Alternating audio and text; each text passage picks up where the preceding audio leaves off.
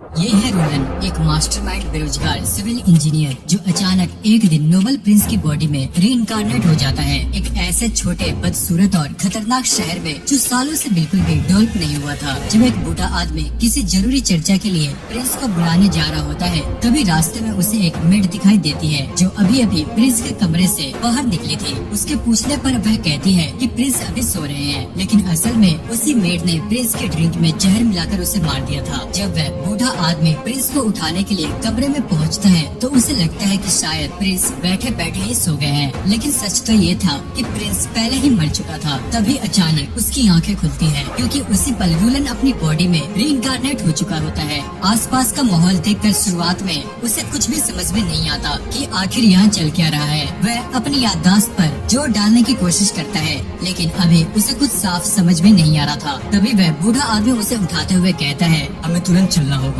बाहर लोग उस विच को मारने के लिए आपके आदेश का इंतजार कर रहे हैं। रोलन को बाहर से जोर जोर से हंसने और शोर मचाने की आवाज आ रही थी क्योंकि पूरे शहर के लोग एक विच को सूली पर चढ़ाने की तैयारी कर रहे थे। कुछ वीआईपी नोबल्स भी आराम से बैठे इस नजारे का मजा ले रहे थे, जैसे वो कोई बहुत महान काम कर रहे हो। अपने दिमाग पर जोर डालने के बाद रोलन को इस प्रिंस की सारी यादें वापस आने लगती है और तब उसे समझ आता है कि अब वह एक ऐसे प्रिंस की बॉडी में है जो पहले ही मर चुका है। अब वह उठकर कमरे को ध्यान से देखने लगता है। तभी उसकी नजर वाइन के गिलास पर पड़ती है और वह तुरंत समझ जाता है कि प्रिंस की हत्या हुई है। जब रोलन उस बूढ़े आदमी के साथ बाहर निकलता है तो वह बुरी तरह हैरान रह जाता है क्योंकि अब वह पूरी तरह एक अलग ही दुनिया में, एक अनजान शहर में आ चुका था जहाँ लोग एक विच को मारने के लिए खुशी मना रहे थे। नीचे भीड़ में वही मेड भी खड़ी थी। प्रिंस को जिंदा देखकर वह अंदर से कांप उठती है क्योंकि उसने तो उसे मारने के लिए बेहद खतरनाक जहर दिया था। रोलन तभी उस विच की तरफ देखता है जो अभी काफी जवान लड़की थी, लेकिन उसे अब भी समझ में नहीं आ रहा था कि आखिर हर कोई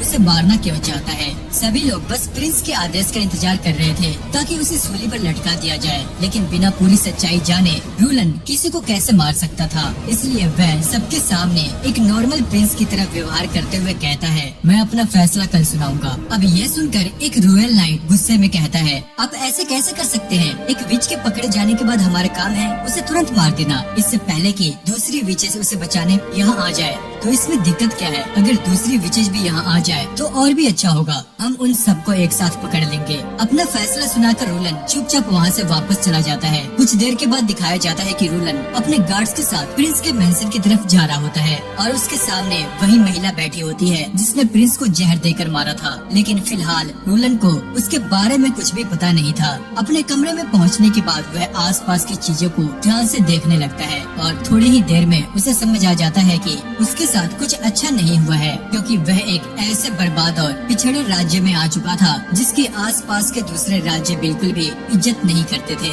यह एक ऐसा इलाका था जो सालों से कभी डेवलप हुआ ही नहीं था। इसलिए रोलन सोचने लगता है, आखिर मैं यहाँ क्यों आया हूँ?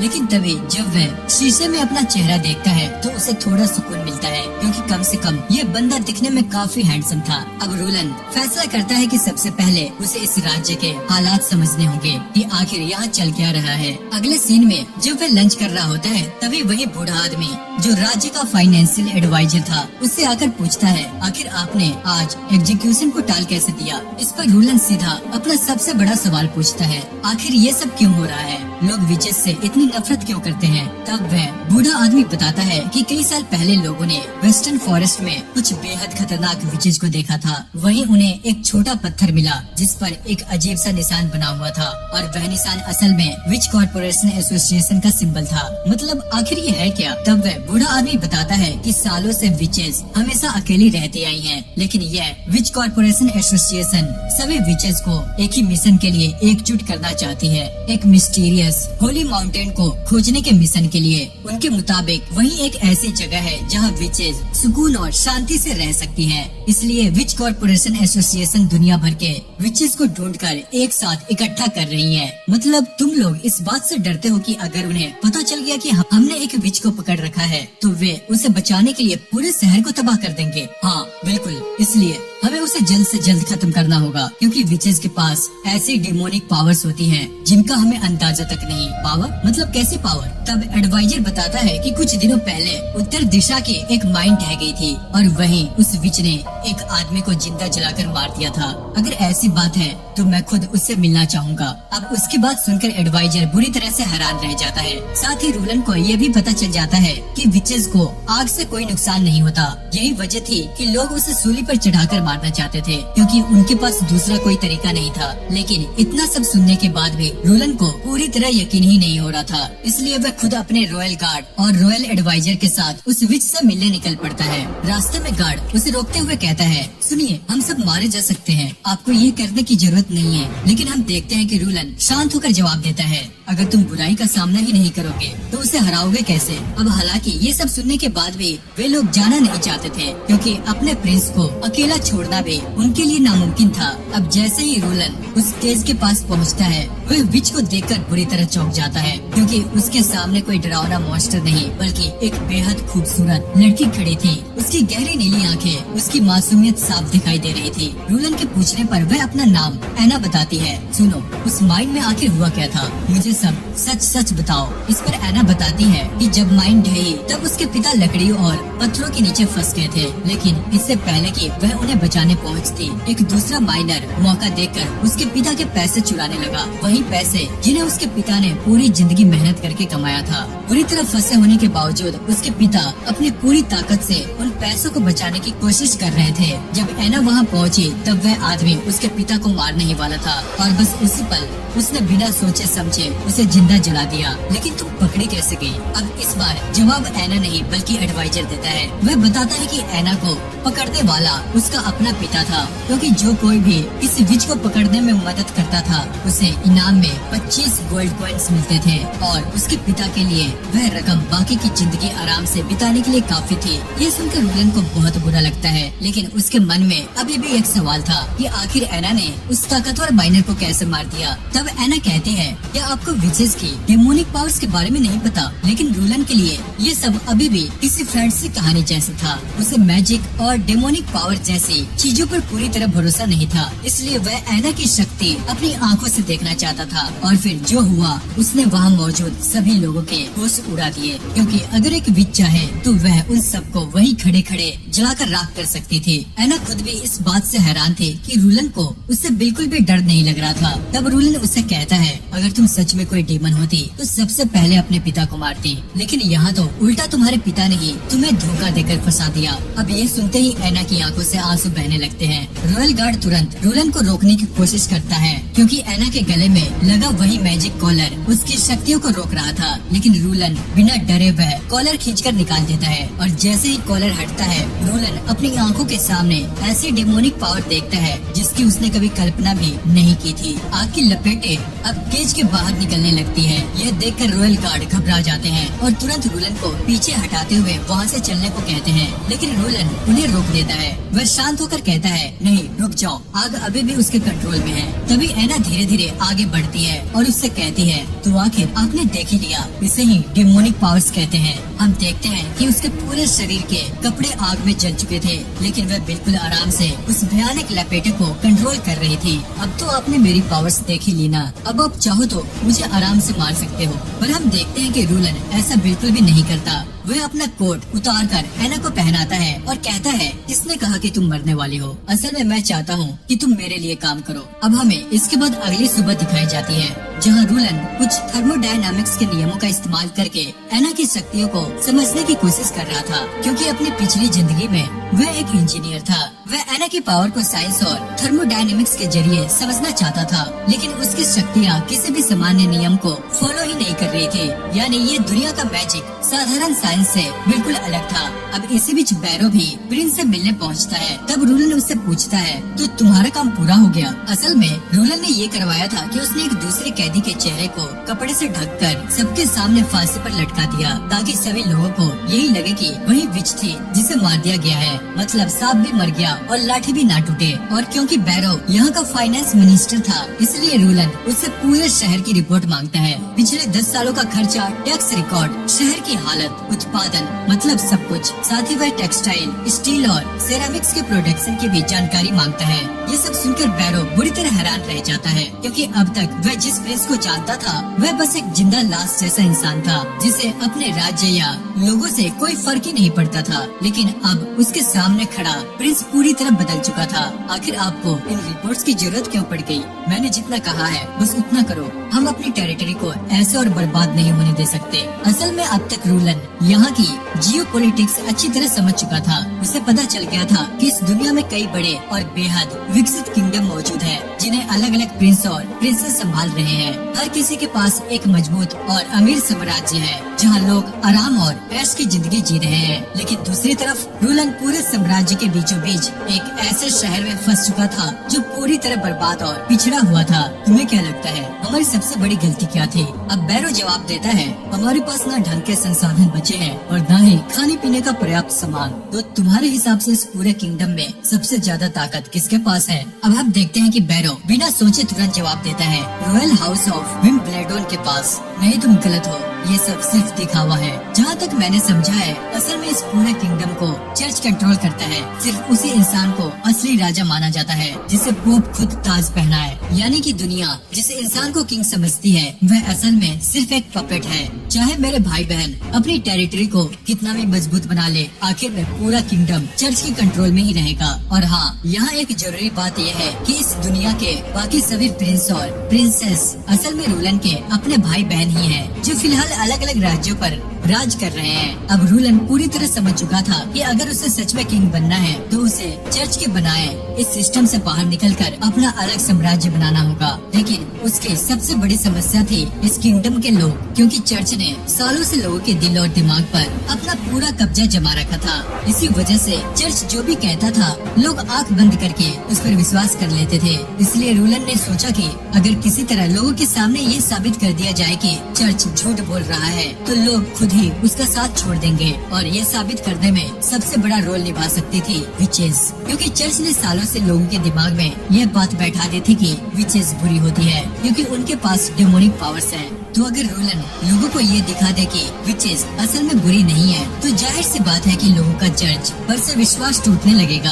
अब ये सब सुनने के बाद बैरो को आखिर समझ में आ जाता है कि प्रिंस ने एना को क्यों बचाया। तब रूलन उससे कहता है, अगर हम इस लड़ाई में जीत गए तो आगे चलकर तुम मेरे राइट हैंड बन सकते हो, इसलिए अब से मेरे किसी भी फैसले पर सवाल मत उठाना। अब प्रिंस से बात करने के बाद जब बैरो बाहर निकलता है तो रॉयल गार्ड तुरंत उससे पूछता है, आखिर हुआ क्या? क्या प्रिंस सच में उस विच को अपने पास रखने वाले हैं? लेकिन हम देखते हैं कि बैरो बिना कुछ बोले ही वहाँ से चला जाता है। दूसरी तरफ एना को दिखाया जाता है जो अकेले गार्डन में चुपचाप बैठी होती है, क्योंकि बैरो ने उससे एक कॉन्ट्रैक्ट साइन करवाया था जिसके मुताबिक उसे अपने काम के बदले हर महीने एक गोल्ड कॉइन मिलेगा।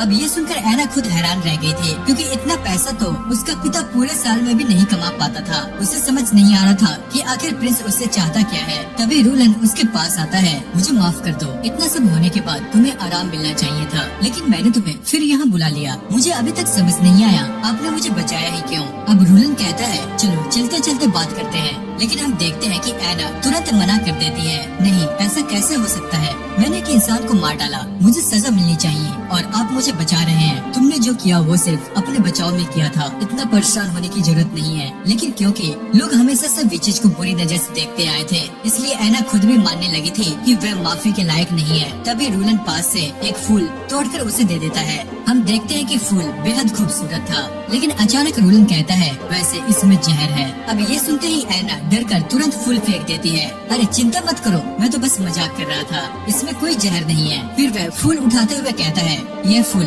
अभी भी उतना ही खूबसूरत है, लेकिन मेरे एक छोटे से झूठ ने तुम्हारी सोच बदल दी। विचेस की ताकतों के साथ भी कुछ ऐसा ही है, न उनकी पावर अच्छी होती है न बुरी, लेकिन लोगों की सोच ऐसी बना दी गई है कि हर कोई उन्हें खतरनाक समझता है। नहीं, हमारी पावर सच में खतरनाक है। हम विचेस एक छोटी सी गलती से भी किसी इंसान को पल भर में ही मार सकती है। अगर तुम्हें मरना ही है तो ठीक है तुम मर जाओ, लेकिन क्या तुम्हें लगता है कि तुम्हारी मौत से सब कुछ बदल जाएगा? तुम्हारा अपना पिता तक विचेस से नफरत करता है और उसके जैसे हजारों लाखों लोग हैं। अगर तुम हार मानकर ये मान लो कि वह सही है तो कभी कुछ बदलेगा ही नहीं। फिर वह अपना हाथ उसकी तरफ आगे बढ़ाते हुए कहता है, लेकिन अगर तुम मेरा साथ दो तो हम एक ऐसी दुनिया बना सकते हैं जहाँ विचेस आजादी से जी सके। अब ये सुनते ही ऐना की आंखों से आंसू निकलने लगते हैं। क्या ये सच में मुमकिन है? मैं भी एक आम इंसान की तरह जीना चाहती हूँ, घूमना फिरना हंसना बिना डर के जीना चाहती हूँ। क्या आपका दिखाया हुआ यह सपना सच में सच हो सकता है? हाँ, सब मुमकिन है, बस मेरा साथ दो। इसके बाद वह ऐना से कहता है कि उसे अपनी शक्तियों पर और ज्यादा कंट्रोल पाने के लिए ट्रेनिंग करनी होगी ताकि पिछली बार जैसी घटना दोबारा ना हो।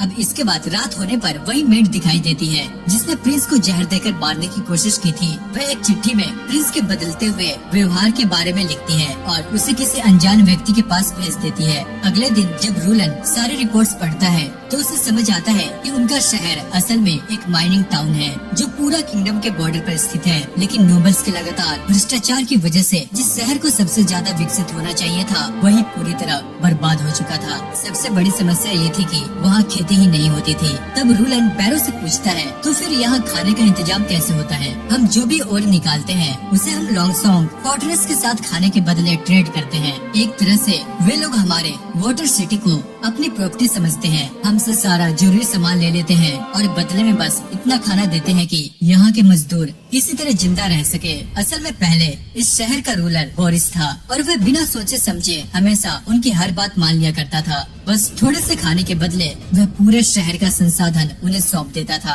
ये सुनकर रूलन को भी प्रिंस की यादों से बोरिस के बारे में काफी कुछ याद आने लगता है। तब बैरो उससे कहता है, हाँ तुम सही कह रहे हो, इसलिए मैंने आज तक कभी उस पर भरोसा ही नहीं किया। मुझे पहले से पता था कि उसकी पोजीशन छीनने के बाद मैं उसका सीधा दुश्मन बन जाऊंगा। असल में बोरिस और बाकी नोबल्स के रिश्ते लॉन्गसोंग फोर्ट्रेस के प्रिंस के साथ काफी अच्छे थे। उन्हें ना तो इस शहर की चिंता थी और ना यहाँ के लोगों की, इसलिए वे लोग हमेशा सिर्फ उतना ही खाना भेजते थे जिससे वहाँ के मजदूर किसी तरह जिंदा रह सके। अब ये सुनने के बाद रूलन तुरंत अपना फैसला लेता है। वह कहता है, आज से लॉन्गसोंग फोर्ट्रेस के साथ हमारे सारे ट्रेड बंद। अब हम अपना सारा ओरे अच्छे दामों में विलो सिटी को बेचेंगे और वहीं से खाना खरीदेंगे। अब ये सुनकर बैरो थोड़ा परेशान हो जाता है, लेकिन विलो सिटी इतना सारा ओरे लेकर क्या करेगा? वे लोग इतना सामान खरीदेंगे ही नहीं। हाँ, पर अगर हम दाम आधा करते तो इतना फायदा देखकर कोई भी मना नहीं करेगा। लेकिन हम देखते हैं कि बैरो को अभी भी चिंता थी। उसे डर था कि ये कोई फ्यूचर प्रूफ प्लान नहीं है। अगर वह किसी तरह सस्ते में ओरे बेचते हैं तो उनका पूरा स्टॉक जल्दी खत्म हो जाएगा। लेकिन रूलन का प्लान काफी लंबी सोच के साथ बनाया गया था। वह इस शहर के बिजनेस को भी बढ़ाना चाहता था। जब वे लोग पहले पर्याप्त संसाधन इकट्ठा कर ले, और रिसोर्सेज से उनका मतलब था शिप्स, क्योंकि उनकी यह बॉर्डर सिटी एक विशाल नदी के किनारे बसी हुई थी। एक ऐसी लंबी नदी जो पूरे किंगडम से होकर गुजरती थी। अगर वे लोग अच्छी शिप्स बना लेते तो पूरे किंगडम में व्यापार कर सकते थे, यानी हर तरफ पैसा ही पैसा। पैसा ही पैसा होगा। लेकिन तभी बैरो एक और बड़ी समस्या बताता है। अगर हमने लॉन्गसोंग फोर्ट्रेस से सारे रिश्ते तोड़ दिए तो सर्दियों में वे हमें अपने किले में शरण नहीं देंगे। क्यों? सर्दियों में ऐसा क्या होता है? अब बैरो सीरियस होकर कहता है, क्योंकि सर्दियों में असली खतरा आता है। ड्रैगन स्पाइन माउंटेन से मानो नर्क का दरवाजा खुल जाता है और वहाँ से अनगिनत मॉन्स्टर्स बाहर आने लगते हैं। सर्दियों में उनका रूप इतना भयानक होता है कि वे सब कुछ तबाह कर देते हैं। वे झुंड बनाकर हमला करते हैं और क्योंकि हमारे शहर के पास बड़ी दीवारें नहीं है, इसलिए लोगों को लॉन्गसोंग फोर्ट्रेस में जाकर छिपना पड़ता है। यह सुनकर रोलन को समझ आ जाता है कि जब तक वह इन मॉन्स्टर की समस्या का हल नहीं ढूंढ लेता तब तक वह इस शहर को डेवलप नहीं कर सकता। इसलिए अब वह कुछ कैप्टन्स और एक हंटर को बुलाता है जो पहले उन मॉन्स्टर से लड़ चुके थे। उनमें से एक बेचारा तो प्रिंस को सामने देखकर डर गया था कि उससे ठीक से बोला भी जा नहीं रहा था। तभी दूसरा कैप्टन आगे बढ़कर बताता है, ऑटम सीजन खत्म होने के बाद हम पूरे जंगल में घूमकर आसपास के इलाकों पर नजर रखते हैं। जैसे ही किसी बेस्ट के आने का संकेत मिलता है हम सिग्नल फायर जलाते हैं। उसके बाद रूबी वाटर रिवर के रास्ते सभी लोग लॉन्गसोंग फोर्ट्रेस की तरफ निकल जाते हैं। क्या नदी की दूसरी तरफ भी मॉन्स्टर्स हमला करते हैं? नहीं, ये नदी बहुत गहरी है और इसका बहाव भी बेहद तेज है। आज तक किसी बीस्ट ने इसे पार करने की हिम्मत नहीं की। सुनो, इन मॉन्स्टर्स के आने के बाद हालात सामान्य होने में कितना समय लगता है? ज्यादा नहीं, बस 2 से 3 महीने, जब तक आसमान साफ न हो जाए और बर्फ पिघल न जाए। लेकिन पिछली बार ये हमला पूरे 4 महीने तक चला था और उसी वजह से कई लोग भूख से मारे गए, क्योंकि उन्हें खाना उतना ही मिलता था जितना ओरे वे प्रोड्यूस करते थे। पहले 2-3 महीने तक तो लोग बचे हुए संसाधनों से काम चला लेते थे, लेकिन चौथा महीना आते आते उनका पूरा ओरे खत्म हो चुका था और वे वापस शहर जाकर माइनिंग भी नहीं कर सकते थे। मतलब ना ओरे मिलता और ना ही खाना। अब रूलन के लिए ये पूरी तरह साफ हो चुका था कि लॉन्गसंग फोर्ट्रेस कभी भी उनका लॉन्ग टर्म सॉल्यूशन नहीं बन सकता। तभी प्रिंस हंटर से पूछता है, तुमने कितने मॉन्स्टर्स मारे हैं? तो एक म्यूटेंट बी और एक म्यूटेंट वुल्फ। वह आगे बताता है कि असल में वे पहले सामान्य जानवर ही होते थे, लेकिन म्यूटेंट होने के बाद उनकी ताकत 10 गुना बढ़ जाती है और उसके बाद सिर्फ एक बीस्ट को रोकना भी बेहद मुश्किल हो जाता है। लेकिन रूलन को अब भी ये लग रहा था कि आखिर वे सिर्फ जानवर ही तो है, फिर वे उनसे डरते क्यों हैं? तब हंटर सीरियस होकर कहता है, नहीं, वहाँ हाइब्रिड बीस्ट भी होते हैं। कुछ तो उड़ सकते हैं और कुछ अपने रूप तक बदल सकते हैं। उनकी सूंघने की शक्ति इतनी तेज होती है कि वे पल भर में इंसानों को ढूंढ लेते हैं। तभी रूलन नोटिस करता है कि एक आदमी लगातार सिर झुकाकर खड़ा है। सुनो, तुम अब तक सिर झुकाकर क्यों खड़े हो? इस पर कैप्टन कार्टर आगे बढ़कर कहता है, वह जेल हिम्स क्लैन से हैं। लेकिन इससे पहले कि वह कुछ और कह पाता, रूलन उसे रोक देता है। नहीं, अपना सिर उठाओ, जब तक तुम मेरे शहर में हो यहाँ सब बराबर है। अब ये सुनकर वह आदमी धीरे धीरे अपना सिर उठाता है और अपना नाम बताता है, आयरन एक्स। अब इसके बाद रूलन सबको थैंक यू कहता है और उन्हें 10-10 सिल्वर कॉइंस देकर वापस भेज देता है। और फिर रूलन खुद कैप्टन कार्टर के साथ फॉरेस्ट बॉर्डर की तरफ निकल पड़ता है। वह वही जगह थी जहाँ से लोग सिग्नल फायर जलाकर पूरे शहर को मॉन्स्टर के आने की चेतावनी देते थे। आसपास के इलाकों को ध्यान से स्टडी करने के बाद रूलन को समझ आता है कि जैसे ही लोगों को सिग्नल मिलता है, वे माउंटेन एरिया से सीधे रिवर की तरफ भागते हैं और ये पूरा रास्ता 600 मीटर लंबा था। तभी कार्टर थोड़ी हिचकिचाहट के साथ कहता है, माफ कीजिए, शायद मुझे ऐसा सवाल नहीं पूछना चाहिए, लेकिन कहीं आप डेमोनिक पीरियड के दौरान यही रहने का प्लान तो नहीं बना रहे? हाँ, बिल्कुल सही समझा आपने। अब ये सुनते ही कार्टर पूरी तरह से मौन धारण कर लेता है, क्योंकि शहर के गिने चुने गार्ड्स ही थे जो मॉन्स्टर से लोगों की रक्षा करने के लिए बिल्कुल न काफी थे, और ऊपर से कैसल में 2000 लोगों के रहने की जगह भी नहीं थी। लेकिन रूलन बड़े कॉन्फिडेंस से कहता है, इस बात की चिंता मत करो, हम यहाँ इतिहास की सबसे मजबूत दीवार बनाएंगे। और अगर तुम भूल गए हो तो मैं याद दिला दूं कि रूलन अपनी पिछली जिंदगी में एक इंजीनियर था, इसलिए उसे पूरा भरोसा था कि अपनी मॉडर्न नॉलेज की मदद से वह एक ऐसी विशाल और मजबूत दीवार खड़ी कर सकता है जो मॉन्स्टर को रोक सके। दूसरी तरफ बैरो अभी भी इस सोच में डूबा हुआ था कि आखिर प्रिंस के अंदर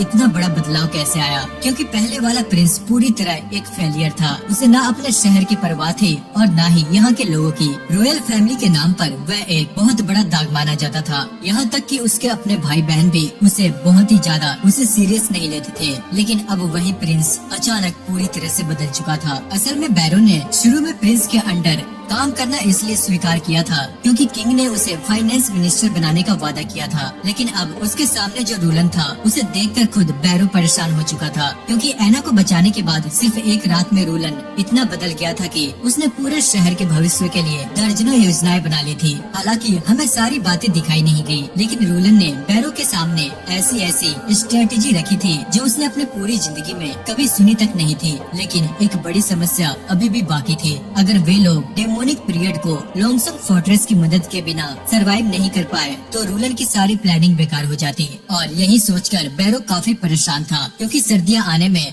अब सिर्फ 3 महीने बचे थे और इन्हीं 3 महीनों के अंदर रूलन 600 मीटर लंबी दीवार खड़ी करना चाहता था, जो लगभग नामुमकिन काम लग रहा था।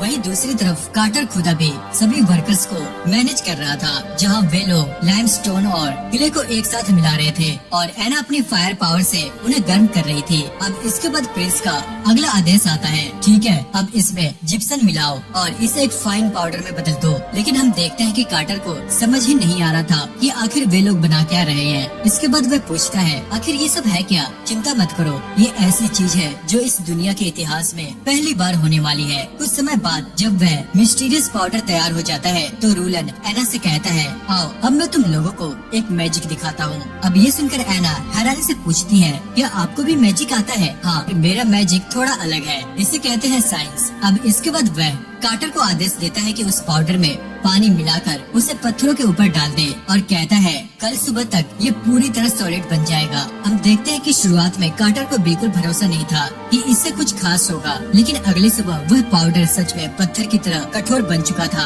तब रूलन कार्टर से कहता है एक बार तुम इसे तोड़कर देखो। अब इसके बाद कार्टर तुरंत अपना फावड़ा उठाता है और पूरी ताकत से उस पर वार करता है, लेकिन वह चीज अब स्टील जितनी मजबूत हो चुकी थी और ये देखकर कार्टर बहुत ही ज्यादा हैप्पी हो जाता है। अगर ऐसा है तो हम बहुत तेजी से आगे बढ़ सकते हैं। सिर्फ 5 सालों में पूरी दीवार तैयार हो जाएगी और हमारा कैसल भी पहले से कई गुना मजबूत बन जाएगा। हमें समझ आता है कि रूलन सिर्फ एक बड़ी दीवार बनाकर यही नहीं रुकना चाहता था। उसका सपना था 10,000 मजबूत घर बनाना ताकि शहर के सभी लोगों को सुरक्षित शेल्टर मिल सके और वे चैन से जी सके। वह ऐसा घर बनाना चाहता था जो आंधी, तूफान, यहाँ तक कि भूकंप में भी न टूटे, यानी इस दुनिया के लिए एक बिल्कुल नई तरह की आधुनिक सिटी। सुनो कार्टर, वॉल कंस्ट्रक्शन अब तुम्हारी जिम्मेदारी है और एना तुम रोज इन मटेरियल्स को बनाने में मदद करोगी। अब रूलन वापस वहाँ से जाने ही वाला था, तभी कार्टर उसे रोककर पूछता है वैसे इस मिस्टीरियस पाउडर का नाम क्या है? इसका नाम है सीमेंट। यानी दोस्तों एक तरह से देखा जाए तो रूलन ने इस दुनिया में सीमेंट का आविष्कार कर दिया था। अब कुछ दिन बीतने के बाद रूलन को पता चल जाता है कि कंस्ट्रक्शन का काम बहुत धीमा चल रहा है। अगर यही स्पीड रही तो दीवार समय पर पूरी नहीं हो पाएगी। तभी बैरो प्रिंस से कहता है देखिए कार्टर मेहनती तो बहुत है, लेकिन उसे कंस्ट्रक्शन का असली अनुभव नहीं है। 600 मीटर लंबी वॉल बनाने के लिए हमें किसी प्रोफेशनल आर्किटेक्ट की जरूरत पड़ेगी। अब रूलन को भी समझ आ गया था कि सिर्फ सीमेंट बना लेने से सब कुछ आसान नहीं होने वाला, इसलिए वह तुरंत आदेश देता है फौरन जाओ और स्टोन मैसन्स को ढूंढो, यानी ऐसे लोग जो पत्थरों को तराशने और बड़ी इमारतें बनाने में माहिर हो। लेकिन बैरो परेशान होकर कहता है और हमारे शहर में ऐसा कोई स्किल्ड आदमी है ही नहीं, तो बाहर जाओ, लॉन्गसन फोर्ट्रेस जाओ या विलो सिटी, जहाँ जाना पड़े जाओ, लेकिन उन्हें ढूंढ कर लाओ। वहीं हम देखते हैं कि दूसरी तरफ शहर में एक आदमी फांसी वाली जगह के पास खड़ा था। वह सोच रहा था कि शायद यही उसकी स्टूडेंट एना को फांसी दी गई होगी। असल में वह आदमी कभी एना का टीचर हुआ करता था, उस समय तक जब तक लोगों को ये पता नहीं चला था कि एना एक विच है। वह अंदर से पूरी तरह से टूट चुका था, क्योंकि कुछ समय पहले उसके एक और स्टूडेंट ने भी यह कबूल किया था कि वह भी एक विच है। अपने स्टूडेंट्स को इस तरह मौत की सजा मिलते देखना उसके लिए किसी नरक से कम नहीं था। तभी पास खड़ा एक आदमी उसे आवाज देकर बुलाता है, क्योंकि टीचर देखने में काफी पढ़ा लिखा लग रहा था। वे लोग उससे कहते हैं सुनो जरा ये देखकर बताओ कि इस रॉयल नोटिस में क्या लिखा है। अब हम देखते हैं कि टीचर जोर से पढ़ते हुए सबको बताता है 20 से 40 साल के लोगों की जरूरत है पत्थर तोड़ने के लिए। जनरल वर्कर्स और मास्टर बिल्डर्स के लिए भी जगह खाली है। ऐसे लोग चाहिए जिन्हें कैसल या बड़ी इमारतें बनाने का अनुभव हो। सैलरी भी काफी अच्छी मिलेगी और मास्टर बिल्डर्स को हर महीने एक गोल्ड कॉइन मिलेगा। अब ये सुनते ही आसपास के लोग खुश हो जाते हैं, क्योंकि लंबे समय बाद उन्हें कमाने का मौका मिला था। वही टीचर भी समझ जाता है कि ये उसके लिए लाइफ चेंजिंग अपॉर्चुनिटी हो सकती है और वह तुरंत भागता हुआ इंटरव्यू के लिए प्रिंस के पास पहुंच जाता है। अब वह खुद परिचय देते हुए उनसे कहता है प्रिंस मेरा नाम कार्ल वैन वर्ट है। भले ही मैं अभी यहाँ एक टीचर हूँ, लेकिन मैं पैलेस डिजाइन और कंस्ट्रक्शन वर्क में काफी काम किया है, साथ ही कई बड़े पब्लिक प्रोजेक्ट्स में भी। और तभी वह एक नाम लेता है एसफोर्ड। ये नाम सुनते ही बैरो बुरी तरह से हैरान हो जाता है। वह तुरंत पूछता है क्या तुम सच में एसफोर्ड प्रोजेक्ट्स के मेंबर थे? हाँ, मैं वहाँ काम करने वाले लोगों में से एक था, लेकिन ये कैसे हो सकता है? एसफोर्ड प्रोजेक्ट्स के समय तो एक बड़ा कोलैप्स हुआ था और कहा गया था कि वहाँ काम कर रहे सारे मेंबर्स मर गए। नहीं, वह कहानी पूरी तरह झूठी थी। एसफोर्ड बनाते समय कई एडमिनिस्ट्रेटर्स ने रिश्वत लेकर काम किया था। वे लोग कंस्ट्रक्शंस में बेहद घटिया स्टोन्स इस्तेमाल कर रहे थे। उन्हें कई बार वार्निंग भी दी गई, लेकिन उन्होंने सब कुछ नजरअंदाज कर दिया और आखिर में एक बड़ा एक्सीडेंट हो गया। लेकिन सबसे बड़ी बात ये थी कि असली दोषी एडमिनिस्ट्रेटर्स बच गया और सारा इल्जाम वर्कर्स पर डाल दिया गया। यहाँ तक कि उन्होंने सारे वर्कर्स को मरवा दिया। कार्ल आगे कहता है मेरी किस्मत अच्छी थी कि मुझे ये सब समय रहते ही पता चल गया, इसलिए मैं एक रात चुपचाप वहाँ से भाग गया और तब से यहाँ छिपकर जी रहा हूँ। लेकिन तुम ये सब मुझे क्यों बता रहे हो, वो भी अपनी जान खतरे में डालकर? देखिए, उस समय वहाँ से भागना मेरी मजबूरी थी और मैं नहीं भागता तो वहीं मार दिया जाता।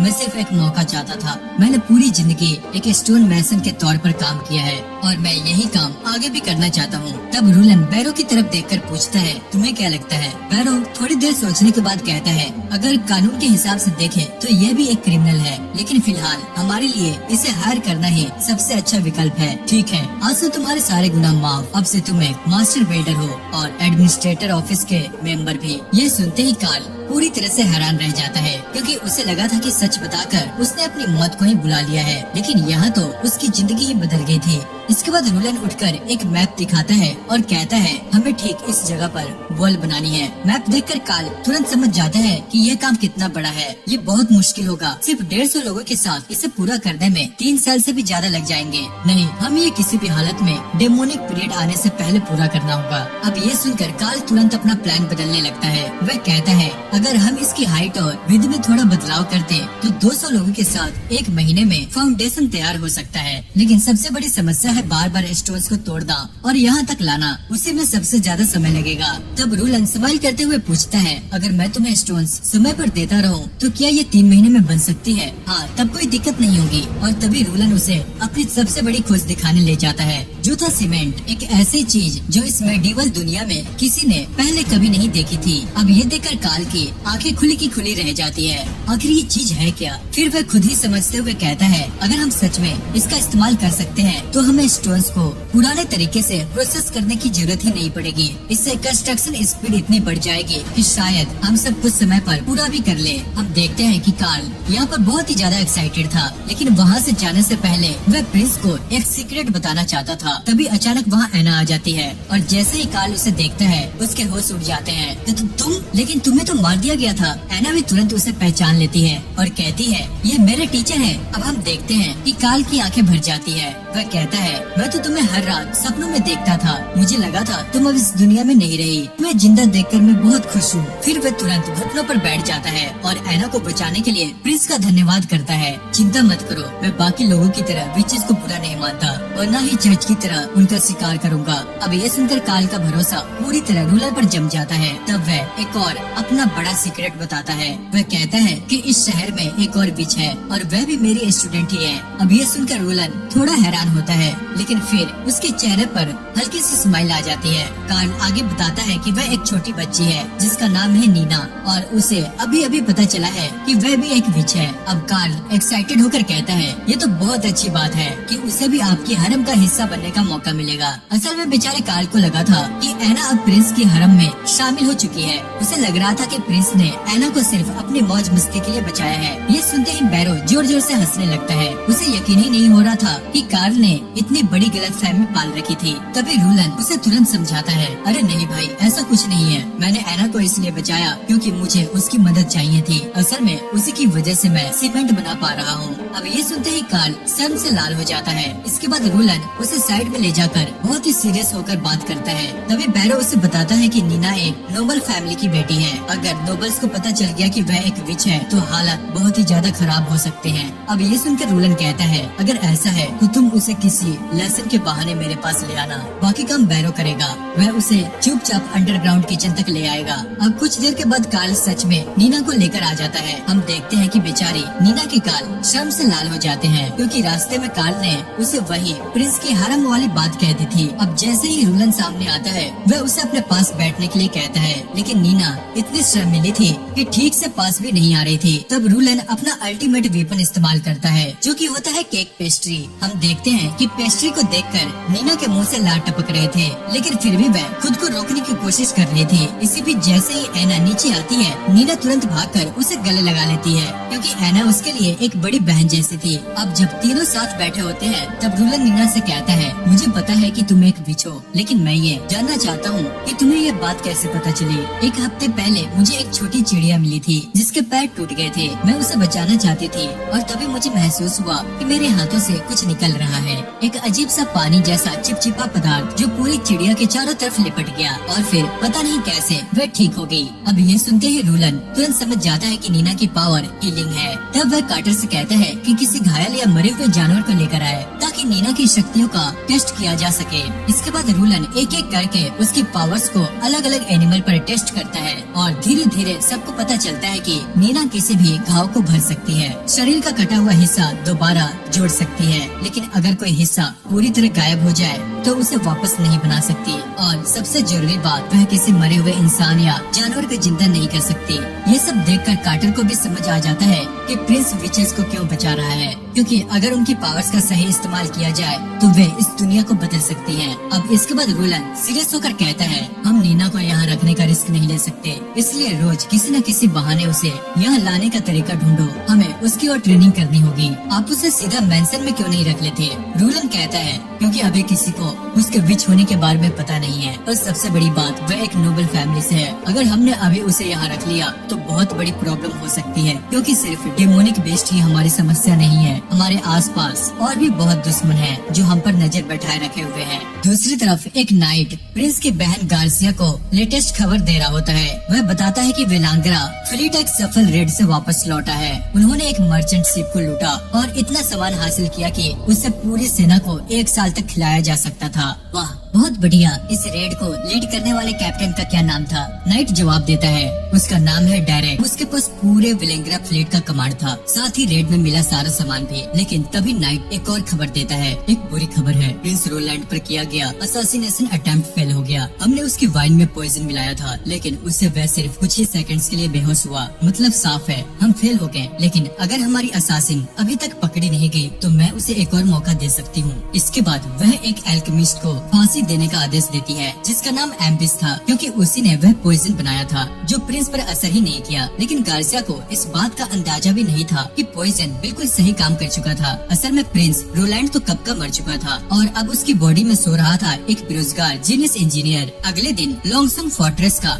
एम्बेसडर बॉर्डर टाउन में मिनरल्स लेने पहुंचता है, लेकिन वहां पहुंचकर उसे एक बेहद हैरान कर देने वाली दृश्य दिखाई देती है। विलो सिटी का एक शिप बॉर्डर टाउन के लिए ढेर सारा फूड लेकर आया था। वहीं दूसरी तरफ हम देखते हैं कि बैरो प्रिंस को कंस्ट्रक्शन का पूरा अपडेट दे रहा होता है। वह बताता है कि सिटी वॉल का काम सही तरीके से चल रहा है। कार्ल ने गारंटी दी है कि प्रोजेक्ट समय पर पूरा हो जाएगा। और तो और विलो सिटी से खरीदा गया फूड भी पहुंच चुका है। फिलहाल उनके पास इतना खाना था कि पूरे शहर को सर्दियों में आराम से खिलाया जा सके। लेकिन हम देखते हैं कि फिर भी बैरो थोड़ा टेंशन में होता है। बैरो बहुत ज्यादा टेंस्ड होते हुए कहता है अगर सब कुछ ऐसे ही चलता रहा तो कुछ ही समय में हम बैंकक्रप्ट हो जाएंगे। कंस्ट्रक्शन और बाकी बड़े खर्चे अभी सीधे ट्रेजरी से चल रहे हैं और ज्यादा से ज्यादा ये खजाना सिर्फ 1 साल तक ही टिक पाएगा। लेकिन रोलन को इस बात की जरा भी फिक्र नहीं होती, क्योंकि उसके हिसाब से अगर एक बार ये विशाल वॉल बनकर तैयार हो गया तो बॉर्डर सिटी की पोजीशन अपने आप मजबूत हो जाएगी। हाँ, ये बात सही है, लेकिन समस्या ये है कि डूक रियान इतनी आसानी से मानने वाला नहीं है। इसी बीच एक मैसेंजर आकर उन्हें खबर देता है लॉन्गसंग फोर्ट्रेस का एम्बेसडर यहाँ पहुँच चुका है। अब ये सुनते ही रोलन तुरंत बैरो को आदेश देता है कि उसके स्वागत के लिए रॉयल बैंक्वेट तैयार किया जाए और फिर आगे डाइनिंग हॉल में ऐसी रॉयल और यूनिक डिशेस सजाई जाती है जिन्हें देखकर कोई भी हैरान रह जाए। असल में ये एक पूरा फ्लैक्स था। रोलन एम्बेसडर को ये दिखाना चाहता था कि अब फूड उनके लिए कोई बड़ी समस्या नहीं रही। अब हम देखते हैं कि एम्बेसडर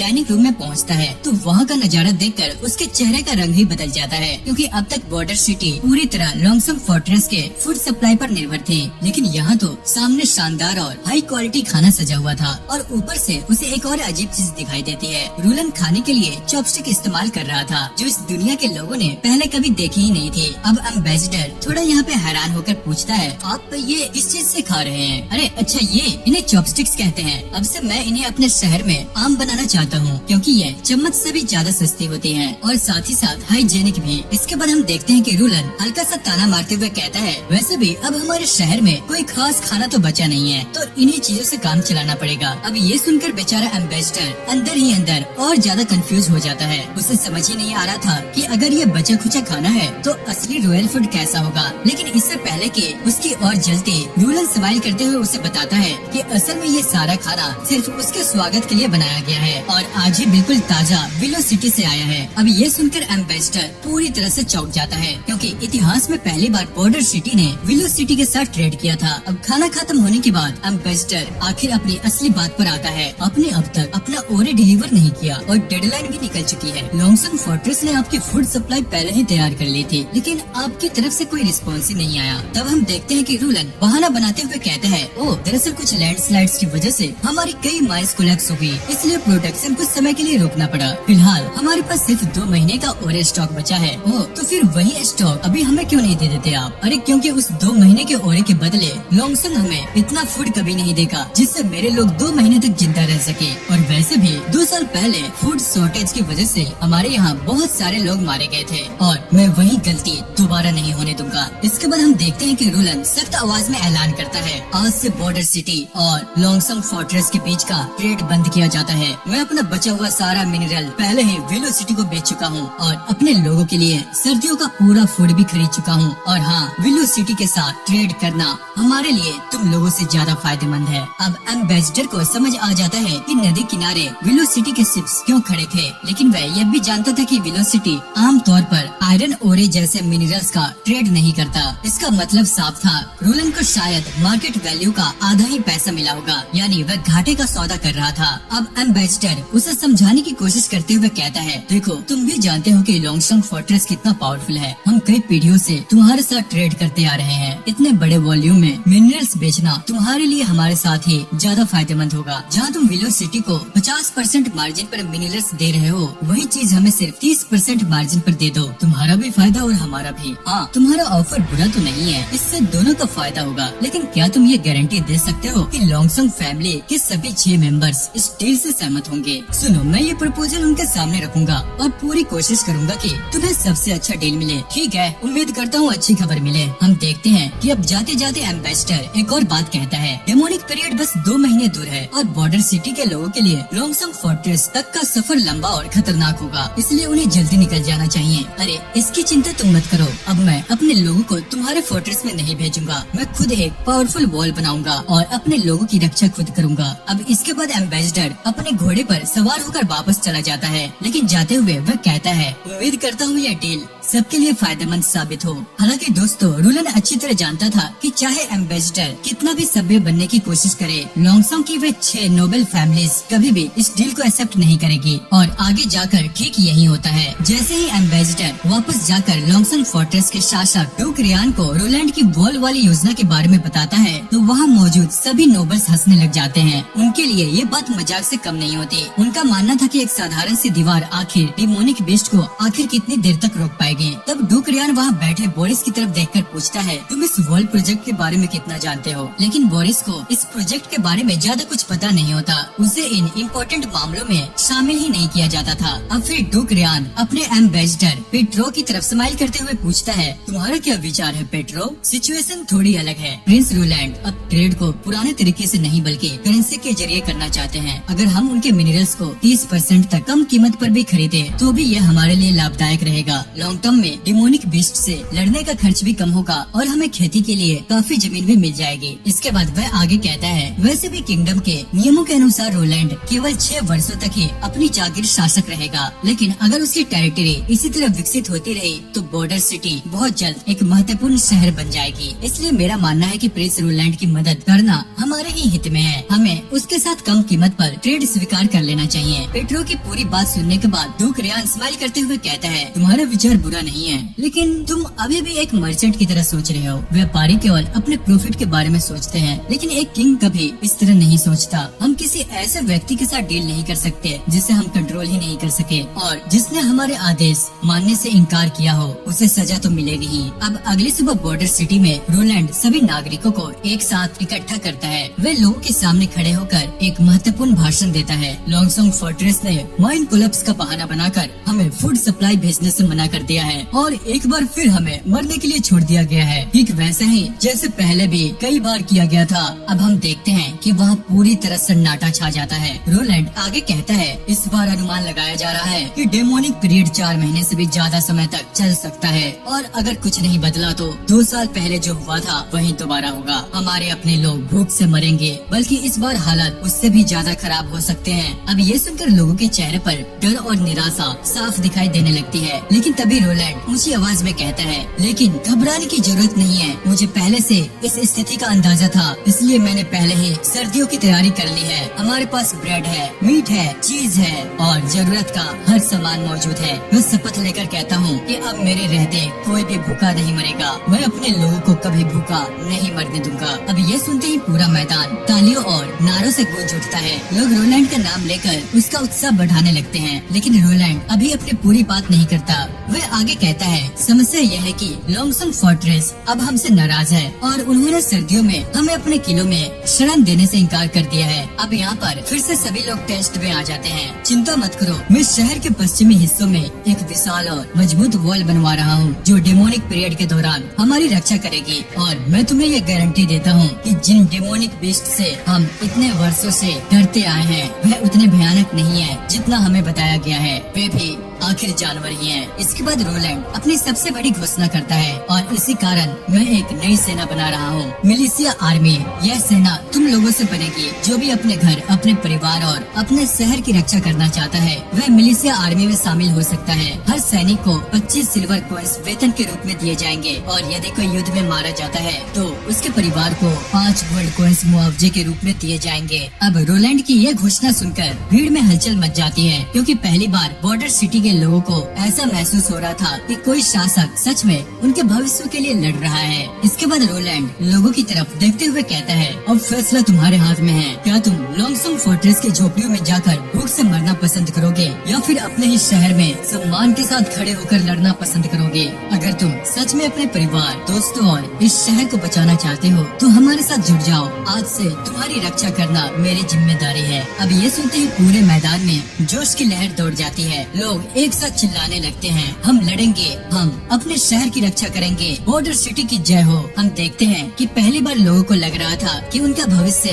पूरी तरह अंधकार में नहीं है। उसी रात रोलैंड एना और नीना के साथ बैठा हुआ था। तभी वह कार्टर से पूछता है, उस शिपमेंट का क्या हुआ? कार्टर जवाब देता है, वह वहाँ पहुँच गया है योर हाइनेस। लेकिन एक बात समझ नहीं आ रही, आपको इतना पाउडर, आइस और स्नो आखिर किस लिए चाहिए? ज्यादा कुछ नहीं, ये बस मेरे लिए अगला एक्सपेरिमेंट है। हालांकि रोलैंड के लिए ये मैजिक नहीं बल्कि साइंस था, लेकिन इस दुनिया के लोगों के लिए दोनों में ज्यादा फर्क नहीं था। कुछ देर के बाद रोलैंड अपने कमरे में लौटता है। कमरे में पहुंचते ही उसकी नजर मेज पर रखे वाइन के एक गिलास पर पड़ती है। वह उसे उठाकर पीने ही वाला होता है कि अचानक खिड़की पर एक पत्थर आके लगता है। अब रोलैंड यहाँ पर चौंक जाता है। वह खिड़की की तरफ बढ़कर देखने की कोशिश करता है, लेकिन तभी एक लेडी अचानक अंधेरे से निकलकर उसके पीछे आ जाती है और अगले ही पल वह तेज धार वाला नाइफ उसकी गर्दन पर टिका होता है। हम देखते हैं कि रोलैंड का पूरा शरीर सख्त हो जाता है। वह हिलने तक की भी हिम्मत नहीं कर पाता। वह अपने दिमाग में बस एक ही चीज सोच रहा था, लगता है आखिरकार असासिन मुझे मारने आ ही गया। लेकिन तभी वह लेडी उसे हल्का सा आगे धकेलते हुए कहती है, शांत रहो, हम दुश्मन नहीं है। मैंने सही कहा ना? अब रोलैंड धीरे धीरे उसकी तरफ देखता है। तभी उसकी नजर लेडी के कपड़ों पर बने एक खास सिंबल पर पड़ती है। वह सिंबल सेक्रेड माउंटेन का था और उसी पर रोलैंड समझ जाता है कि यह कोई असासिन नहीं है, यह विच एसोसिएशन की सदस्य है। अब वह लेडी स्माइल करते हुए कहती है, वाह, तुमने तो एक नजर में पहचान लिया, लगता है काफी पढ़े लिखे हो। अब इसके बाद वह अपने चेहरे पर बंधा हुआ कपड़ा हटाती है और अपना इंट्रो देती है, मेरा नाम है नाइटिंगेल। अब जैसे ही रोलैंड उसका चेहरा देखता है वो उस पर पूरी तरह से फिदा हो जाता है, क्योंकि उसके सामने खड़ी हुई महिला बेहद खूबसूरत थी और सबसे इम्पोर्टेंट बात, वह भी एक विच थी। अब रोलैंड खुद को संभालते हुए कहता है, अगर तुम मुझे मारने नहीं आई हो तो फिर यहाँ आने का मकसद क्या है? अब नाइटिंगेल स्माइल करते हुए कहती है, सबसे पहले मैं तुम्हें धन्यवाद करना चाहती हूँ एना और नीना को बचाने के लिए। जब मुझे खबर मिली थी कि बॉर्डर सिटी में एक विच पकड़ी गई है तो मैं उसे बचाने यहाँ आई थी, लेकिन यहाँ पहुँचकर मैंने देखा कि तुमने खुद उसकी जान बचा ली और सच कहूँ मैं इससे काफी हैरान थी। इसके बाद वह रोलैंड की आंखों में देखते हुए कहती है, मुझे अब तक ये समझ नहीं आया कि तुम इतने अलग क्यों हो। तुम विचेस को मॉन्स्टर की तरह क्यों नहीं देखते? लेकिन फिर भी विच कॉर्पोरेशन एसोसिएशन की तरफ से मैं तुम्हारा धन्यवाद करती हूँ। इसके बाद हम देखते हैं कि नाइटिंगेल आराम से रोलैंड के बिस्तर पर बैठ जाती है और यहाँ बैठकर बात करते हैं। पर हम देखते हैं कि दोस्तों बेचारा रोलैंड अभी भी थोड़ा घबराया हुआ होता है। आखिर कुछ सेकंड्स पहले तो उसके गले पर नाइफ रखा हुआ था, लेकिन अब सिचुएशन नॉर्मल थी और जब सामने बैठी विच खुद बातचीत करने के लिए बुला रही हो तो रोलैंड के पास मना करने का कोई खास रीजन भी नहीं था। अब जब रोलैंड को ये यकीन हो जाता है कि फिलहाल उसकी जान को कोई खतरा नहीं है, तब वह नाइटिंगेल से पूछता है, आखिर तुम चाहते क्या हो? अब हम देखते हैं कि नाइटिंगेल धीरे से उसके बालों को छूते हुए कहती है, मैंने अपनी जिंदगी में बहुत सारे इंसानों को देखा है और लगभग हर इंसान की आंखों में विचेस के लिए सिर्फ डर होता है, लेकिन तुम अलग हो। तुम्हारी आंखों में डर नहीं बल्कि क्यूरियोसिटी है, तुम हमें समझना चाहते हो। फिर वह एक और चौंकाने वाली बात कहती है, जब से मैं यहाँ आई हूँ मैं पूरे एक हफ्ते से इनविजिबल होकर तुम्हें ऑब्जर्व कर रही हूँ। तुम्हारी लगभग हर गतिविधि मैंने देखी है, हाँ वो भी जो अभी तुम सोच रहे हो।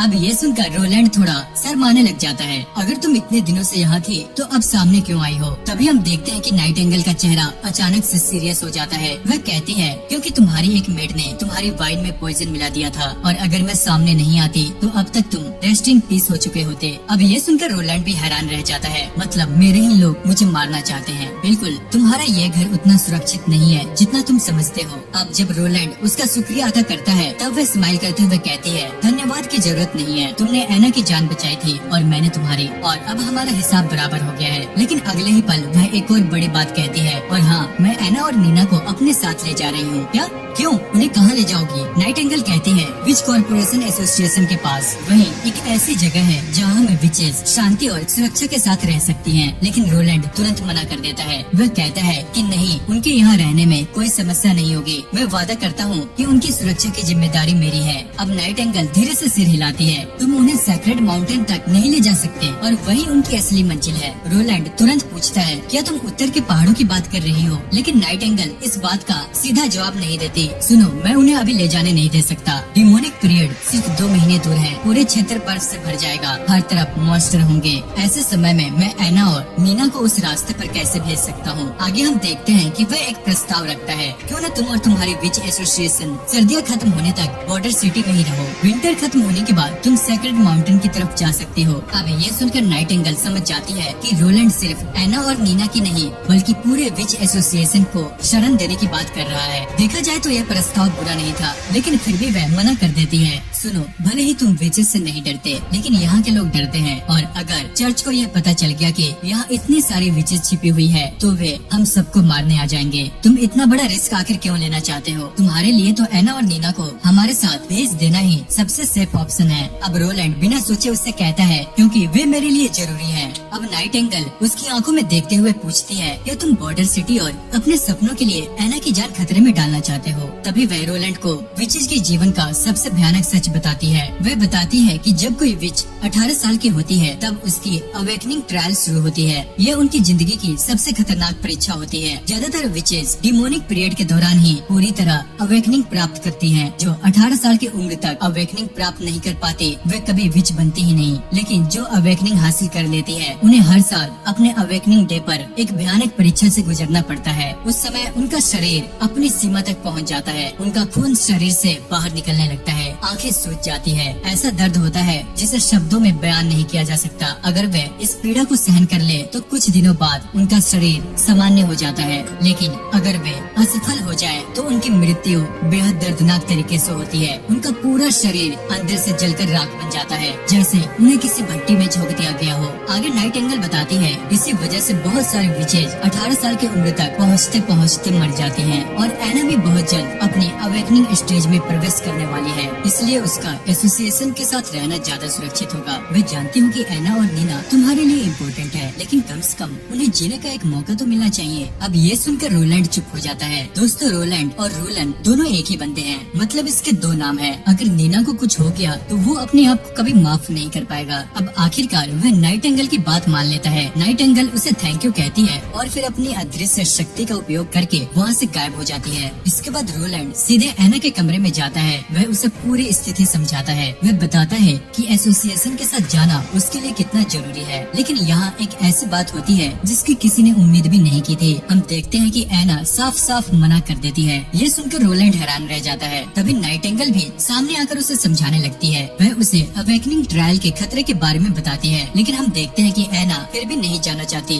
वह कहती है कि वह सब कुछ सह लेगी। अगर मैं प्रिंस रोलैंड के साथ हूँ तो मैं सुरक्षित हूँ, इसलिए मैं यहीं पर रहूंगी। ये सुनकर रोलैंड कुछ पल के लिए बिल्कुल चुप हो जाता है, क्योंकि उसे समझ आ चुका था कि एना का ये फैसला सिर्फ भरोसे की वजह से नहीं था, बल्कि उसके दिल में रोलैंड के लिए एक खास जगह बन चुकी थी। नाइटिंगेल भी एना के फैसले की इज्जत करते हुए मान जाती है और कहती है कि ठीक है, अगर एना यही चाहती है तो वह भी फिलहाल बॉर्डर सिटी में ही रुकेगी। और जाने से पहले वो रोलन के पास आती है और धीरे से कहती है, अब एना तुम्हारी जिम्मेदारी है, उसका ख्याल रखना। रोलन भी ये देखकर खुश हो जाता है कि एना ने उसके साथ रहने का फैसला किया है। अगली सुबह कार्टर जल्दी जल्दी रोलन के कमरे में आता है और उसे बताता है कि उसकी मेट टाइया मर चुकी है। सबसे हैरानी की बात ये थी कि आसपास किसी संघर्ष या किसी दूसरे व्यक्ति के मौजूद होने का कोई भी सबूत नहीं था। ये सुनकर रोलन तुरंत समझ जाता है कि शायद ये नाइटिंगेल का काम हो सकता है। लेकिन तभी नाइटिंगेल खुद उसके कमरे में आ जाती है और एक कागज उसकी तरफ बढ़ाते हुए कहती है, शायद ये तुम्हारे काम की चीज है। और हाँ, ये मत समझना कि मैंने तुम्हारी मेड को मारा है। उसके दांतों में पहले से ही जहर छुपा हुआ था। जैसे ही मैंने उसे पूछताछ की, उसने वह जहर निकल लिया। मैंने सिर्फ हालात को एक दुर्घटना जैसे दिखाने की कोशिश की है। अब आगे रोलन उस दस्तावेज को पढ़ता है और उसे पता चलता है कि टाइया को यह काम करने के लिए मजबूर किया गया था। उसकी छोटी बहन का अपहरण कर लिया गया था और उसे धमकी देकर राजकुमार की हत्या करने के लिए कहा गया था। लेकिन सबसे चौंकाने वाली बात यह थी कि इस पूरे षड्यंत्र के पीछे कोई और नहीं बल्कि रोलन की अपनी बहन कॉर्सिया थी, जो अपने ही भाई को रास्ते से हटाना चाहती थी। अब कुछ देर के बाद रोलन की बैठक बैरो और कार्टर के साथ होती है। बैरो रिपोर्ट देता है कि सारे खनिज 50% कीमत पर बेचने के बावजूद उन्हें लगभग 200 गोल्ड कॉइन्स ही मिले हैं। सभी खर्चों के बाद भी उनके पास करीब 90 गोल्ड रॉयल्स बच गए हैं, जो आने वाली सर्दियों में बहुत काम आएंगे। कार्टर बताता है कि नई सेना में लगातार भर्ती हो रही है और जल्द ही 100 सैनिकों का लक्ष्य पूरा हो जाएगा। लेकिन असली समस्या ट्रेनिंग की है। ये लोग किसान और मजदूर है। कार्टर आगे कहता है, हम उनसे यह उम्मीद नहीं कर सकते कि वे अचानक डेमोनिक बिस्ट से कैसे लड़ेंगे। इनमें से तो बहुतों ने कभी तलवार तक ही नहीं पकड़ी। तो तुम्हारे हिसाब से क्या करना चाहिए? अब कार्टर सजेशन देता है कि शायद बोरिस उनकी मदद कर सकता है, क्योंकि उसके पास युद्ध का अनुभव है। ठीक है, ट्राई करके देख लो। अब कार्टर खुश होकर वहाँ से निकल जाता है। उसके जाने के बाद बैरो धीरे से कहता है, महाराज बुरा मत मानिए, लेकिन कार्टर अभी भी दुनिया को बहुत भोलेपन से देखता है। रोलन सिर हिलाते हुए कहता है, मुझे पता है, मैंने सिर्फ उसका उत्साह बनाए रखने के लिए हाँ कहा था। मैं अच्छी तरह से जानता हूँ कि बोरिस जैसा आदमी हमारी कोई मदद नहीं करेगा। तो आखिर हम करेंगे क्या? हमारे पास न तो युद्ध का अनुभव है और न ही पर्याप्त तलवारें और ढाले। अरे हथियारों की चिंता मत करो चचा, बहुत जल्द हमारे पास ऐसे हथियार होंगे जिनके सामने तलवार और ढाल पुरानी चीजें बन जाएगी। मैं कुछ बिल्कुल नया बनाने वाला हूँ, जो इस दुनिया को बिल्कुल हमेशा के लिए बदल देगा। इसके बाद वह अपने एक नए प्रोजेक्ट पर काम शुरू कर देता है और एना को अपने साथ बुलाता है। रोलन एना से कहता है, तुम्हें अपनी सारी आग की शक्ति उंगलियों के सिरे पर केंद्रित करनी होगी। तब तक कोशिश करो जब तक आग का रंग नीला न हो जाए। हम देखते हैं कि एना बार बार कोशिश करती है, लेकिन यह काम उसकी कल्पना से कहीं ज्यादा कठिन थी। हम देखते हैं कि कुछ समय बाद वह पूरी तरह से थक जाती है और लड़खड़ाकर रोलन की बाहों में गिर जाती है। मैंने अपनी जिंदगी में कभी इतनी शक्ति इस्तेमाल ही नहीं की। आखिर अब बनाना क्या चाहते हो? अभी तुम्हें समझाना मुश्किल है, बस इतना समझ लो कि अगर मेरा यह आविष्कार सफल हो गया तो इस दुनिया में एक नए युग की शुरुआत होगी। असल में दोस्तों, रोलन अपनी पिछली दुनिया का ज्ञान इस्तेमाल कर रहा था। एक आधुनिक इंजीनियर होने के नाते उसके दिमाग में ऐसे विचार जन्म ले चुका था जो मध्यकालीन दुनिया के युद्ध और तकनीक दोनों को हमेशा के लिए बदल सकता था। उस रात नाइटिंगेल एक बार फिर रोलन से मिलने आती है। इस बार उसके हाथ में कुछ ब्लूप्रिंट्स थे जिन्हें उसने पहले से ही देख लिया था। कागजों को ध्यान से देखते हुए वह कहती है, तुम्हें मानना पड़ेगा, ये चीज इतिहास में आज तक किसी ने भी नहीं बनाई। अगर ये सफल हो गई तो हमारी विच एसोसिएशन के लिए बहुत उपयोगी साबित होगी। अब रोलन स्माइल करते हुए आंसर देता है, अगर तुम्हें इतनी ही ज्यादा पसंद आई तो रख लो, मैं इसे दोबारा बना सकता हूँ। अब नाइटिंगेल स्माइल करते हुए उससे कहती है, सच कहूँ तो अब मुझे एना से थोड़ी जलन होने लगी है। उसके पास कोई ऐसा इंसान है जो हर समय उसका ख्याल रखता है और उस पर खुद से ज्यादा भरोसा करता है। विच बनने के बाद मैंने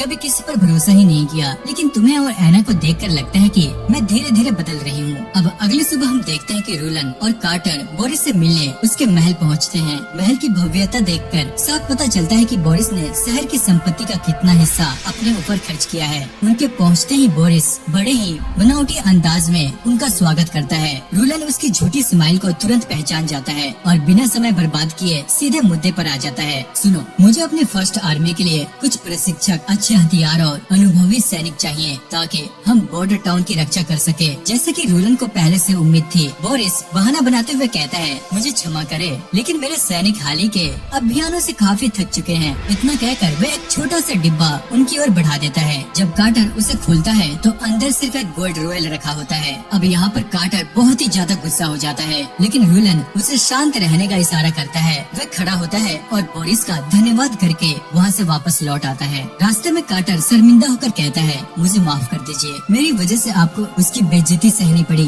बच्चे चिंता मत करो, मैं तो बस तुम्हें इस नोबल्स की असली सच्चाई दिखाना चाहता था। वैसे भी मेरे पास अपना प्लान है, अब से हमारी सेना की ट्रेनिंग मैं खुद करवाऊंगा। अब इसके बाद रोलन सभी को दीवार के सामने इकट्ठा करता है। वह घोषणा करता है, आज से तुम लोग मेरी फर्स्ट आर्मी का हिस्सा हो। हर सैनिक को हर महीने 10 सिल्वर रॉयल्स दिए जाएंगे, साथ ही रहने और खाने की पूरी व्यवस्था की जाएगी। जाएगी। रोलन को अच्छी तरह से पता था कि इतनी सुविधाएं इन गरीब मजदूरों और किसानों के लिए किसी सपने से कम नहीं थी। भीड़ में एक युवक था जिसका नाम वार्नर था। कई दिनों की भूख और कठिन जीवन ने उसकी हालत खराब कर दी थी। उसका दोस्त मजाक करते हुए कहता है, यार भाई, कहीं ऐसा न हो कि तू वेतन मिलने से पहले ही भूख से मर जाए। तभी दूसरा हंसते हुए कहता है, यार अगर तू मर गया तो तेरी प्रेमिका मैस्को का क्या होगा। असल में वार्नर इस सेना में इसलिए शामिल हुआ था ताकि कुछ पैसे कमा सके और साल खत्म होने से पहले अपनी जीएफ को शादी के लिए प्रपोज कर सके। उसी समय हम देखते हैं कि कार्टर ऊंची आवाज में घोषणा करता है, राजकुमार रोलन आ रहे हैं, सब लोग लाइन से खड़े हो जाओ। अब रोलन को अपने सामने देखकर सभी लोग हैरान थे। उनमें से ज्यादातर ने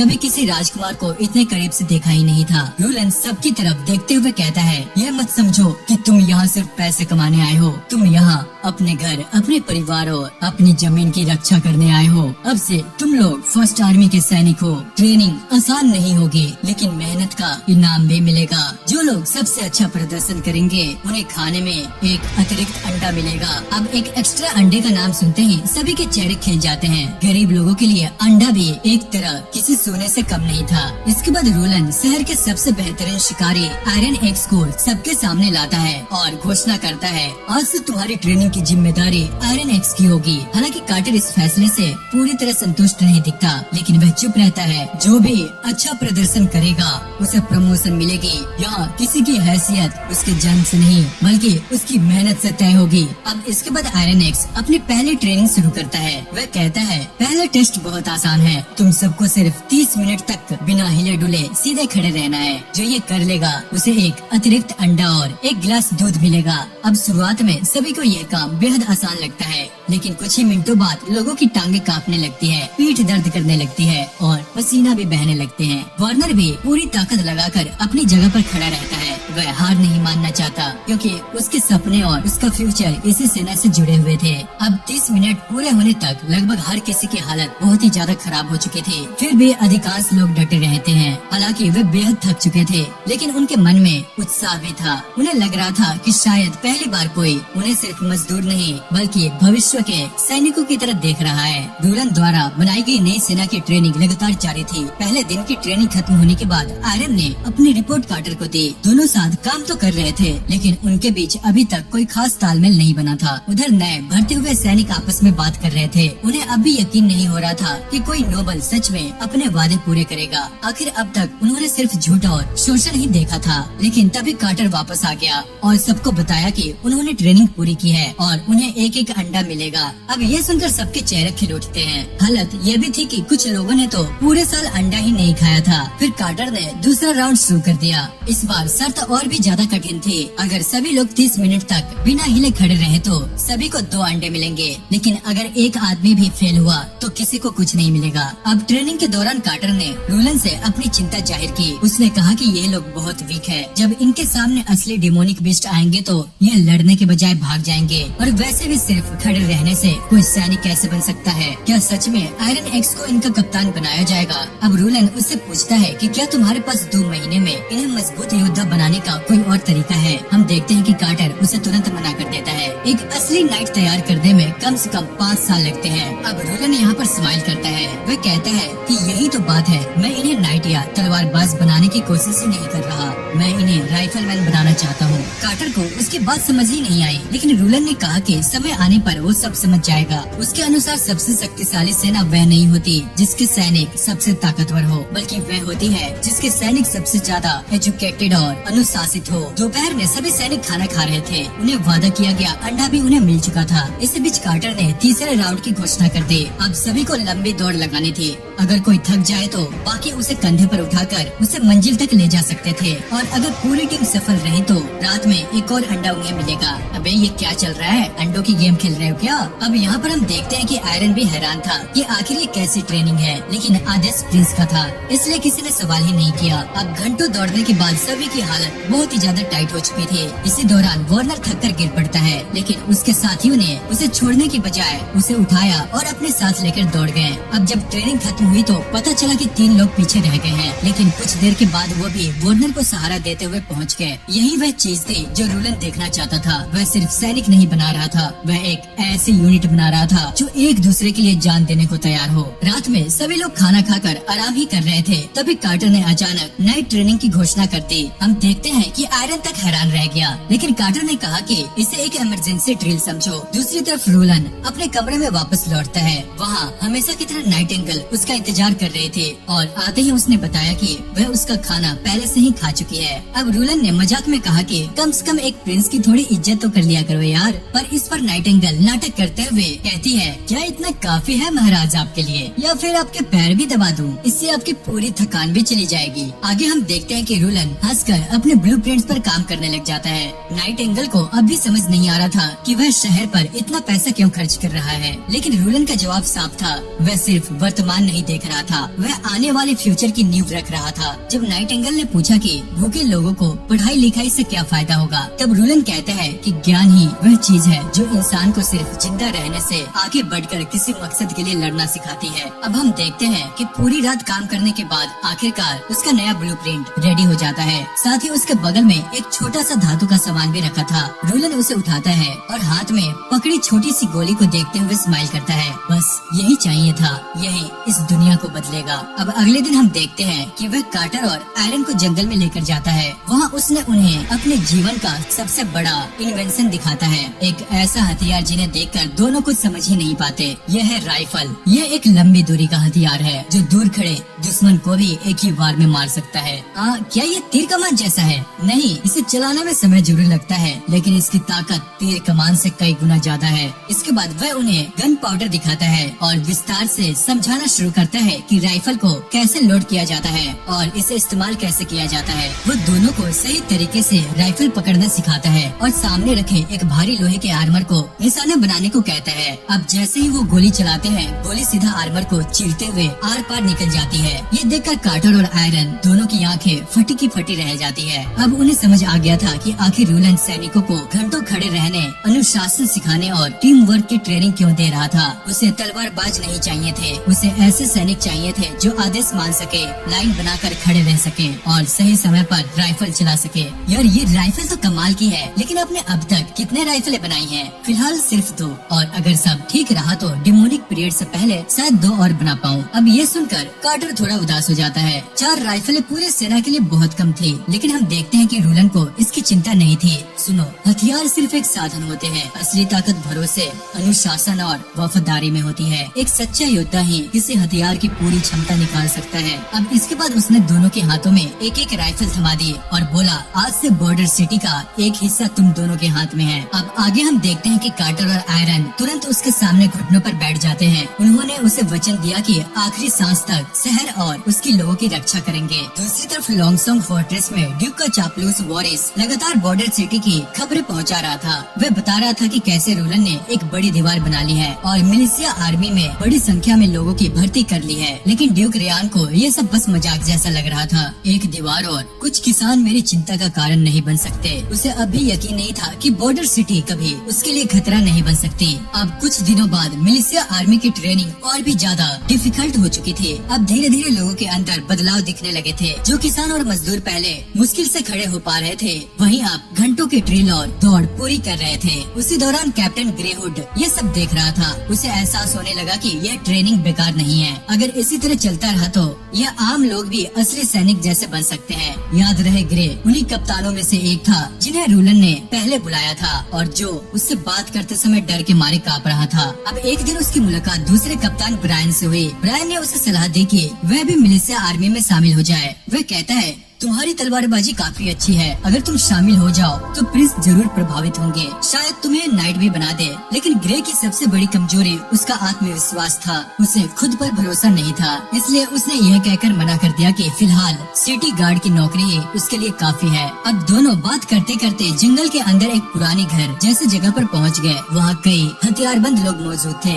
लेकिन उनमें से कुछ चेहरे बिल्कुल अनजान थे। दोनों को देखते ही उनमें से एक आदमी स्माइल करता है और बोलता है, मेरे पास तुम लोगों के लिए एक शानदार मौका है। फिर वह दावा करता है कि अगर वे उसका काम करते तो उन्हें नाइट बना दिया जाएगा। अब ये सुनकर दोनों चौंक जाते हैं। उस आदमी ने बताया कि उसका चाचा ड्यूक के सबसे भरोसेमंद लोगों में से एक है और क्योंकि रोलन ने ड्यूक के प्रस्ताव को ठुकरा दिया था, इसलिए अब उसे सबक सिखाना जरूरी हो गया है। अब उसे महल के अंदर पहुंचने के लिए कुछ लोगों की मदद चाहिए। ग्रे और ब्रायन को तभी महसूस हो गया कि मामला बहुत सीरियस है। क्या तुम लोग प्रिंस को मारने वाले हो? अब वह आदमी हंसते हुए कहता है, नहीं, अगर हम सीधे प्रिंस को मार ही देंगे तो सारा शक ड्यूक पर आएगा। फिर उसने अपनी प्लानिंग बताई। वह कहता है कि हमें बस उस चीज को नष्ट करना है जिस पर बॉर्डर सिटी अभी सबसे ज्यादा निर्भर है, और वह चीज है फूड सप्लाई। उनकी प्लानिंग यह थी कि शहर के लिए जमा किया गया सारा खाद्यान्न जला दिया जाए। अगर भोजन खत्म हो गया तो लोग खुद ही खुद भूख से मर जाएंगे और रोलन का पूरा सपना बिखर जाएगा। इसके बदले में ड्यूक उन्हें नाइट की उपाधि और जमीन देने को तैयार था। अब ये सुनकर ब्रायन के होश उड़ जाते हैं। उसे समझ ही नहीं आ रहा था कि वह क्या करे, लेकिन हमेशा की तरह ग्रे ने बिना सोचे समझे उससे सवाल पूछ लिया, आखिर तुम लोग करना क्या चाहते हो? इस साल डेमोनिक पीरियड पूरे 4 महीने तक भी चल सकता था। अगर फूड सप्लाई नष्ट हो गई तो बॉर्डर सिटी का हर इंसान भूख से मर जाएगा। ब्रायन तुरंत समझ गया कि ये लोग करना क्या चाहते हैं, क्योंकि चारों तरफ से तलवारबाजों ने उन्हें घेरना शुरू कर दिया था। अब उनके सामने सिर्फ 2 रास्ते थे, या तो इस साजिश में शामिल हो जाओ या यहीं मर जाओ। ब्रायन के दिमाग में हजारों बातें चल रही थी कि आखिर उसे करना क्या चाहिए। तभी वह चालाकी से पूछता है, लेकिन तुम लोग कैसल के अंदर जाओगे कैसे? सारा फूड तो अंदर सुरक्षित रखा गया है। हाँ, इसीलिए तो हमें तुम्हारी मदद चाहिए। हमें पता है कि तुम्हें कैसल में जाने वाला एक गुप्त रास्ता मालूम है। उसी रास्ते से हम सीधे उस कुएं तक पहुंचेंगे जो कैसल के अंदर खुलता है। तुम्हारा काम सिर्फ हमें वहां तक ले जाना है। अब ये सुनकर ब्रायन के होश उड़ जाते हैं। उसका सपना हमेशा से एक नाइट बनने का था। एक पल के लिए वह इस लालच में आने ही वाला था, लेकिन तभी ग्रे जोर से चिल्लाता है, तुम लोग आखिर करना क्या चाहते हो? एक सच्चा नाइट कभी अपने प्रिंस को धोखा नहीं देता। उसका काम कमजोरों की रक्षा करना होता है, न कि पूरे शहर को मौत के मुंह में धकेलना। अब ग्रे की बात सुनकर ब्रायन को भी होश आ जाता है। उसे एहसास हुआ कि अगर ग्रे ने उसे नहीं रोका होता तो वह कितनी बड़ी गलती कर बैठता। लेकिन उन लोगों का नेता ये सुनकर बुरी तरह भड़क जाता है और अगले ही पल वो अपनी तलवार निकाल लेता है और फिर देखते ही देखते ग्रे के सीने में तलवार घुसा देता है। अपने दोस्त को आंखों के सामने मरते देख ब्रायन का खून खौल उठता है, लेकिन वह जानता था कि फिलहाल वह अकेले इतने लोगों का सामना नहीं कर सकता, इसलिए उसने दिखावे के लिए उनकी बात मान ली। अब वह उन्हें वही गुप्त रास्ते दिखाते हुए कैसल की तरफ ले जाने लगा। हालांकि उसके मन में सिर्फ एक ही बात चल रही थी, वो था ग्रे का बदला लेना। जैसे ही वे लोग सीढ़ियों से नीचे उतर रहे थे, ब्रायन अचानक झपटा और उनमें से एक आदमी को पकड़कर सीढ़ियों से नीचे लुढ़क गया। कुछ ही सेकंड्स में स्टोरेज रूम के अंदर लड़ाई शुरू हो गई। अब ब्रायन अकेला था और सामने कई दुश्मन खड़े थे, लेकिन उसकी तलवारबाजी काफी कमाल की थी। वह एक एक करके सभी को गिराने लगा। कुछ ही देर में लगभग सारे तलवारबाज मारे जा चुके थे। अब सिर्फ वही आदमी बचा था जिसने ग्रे को मारा था।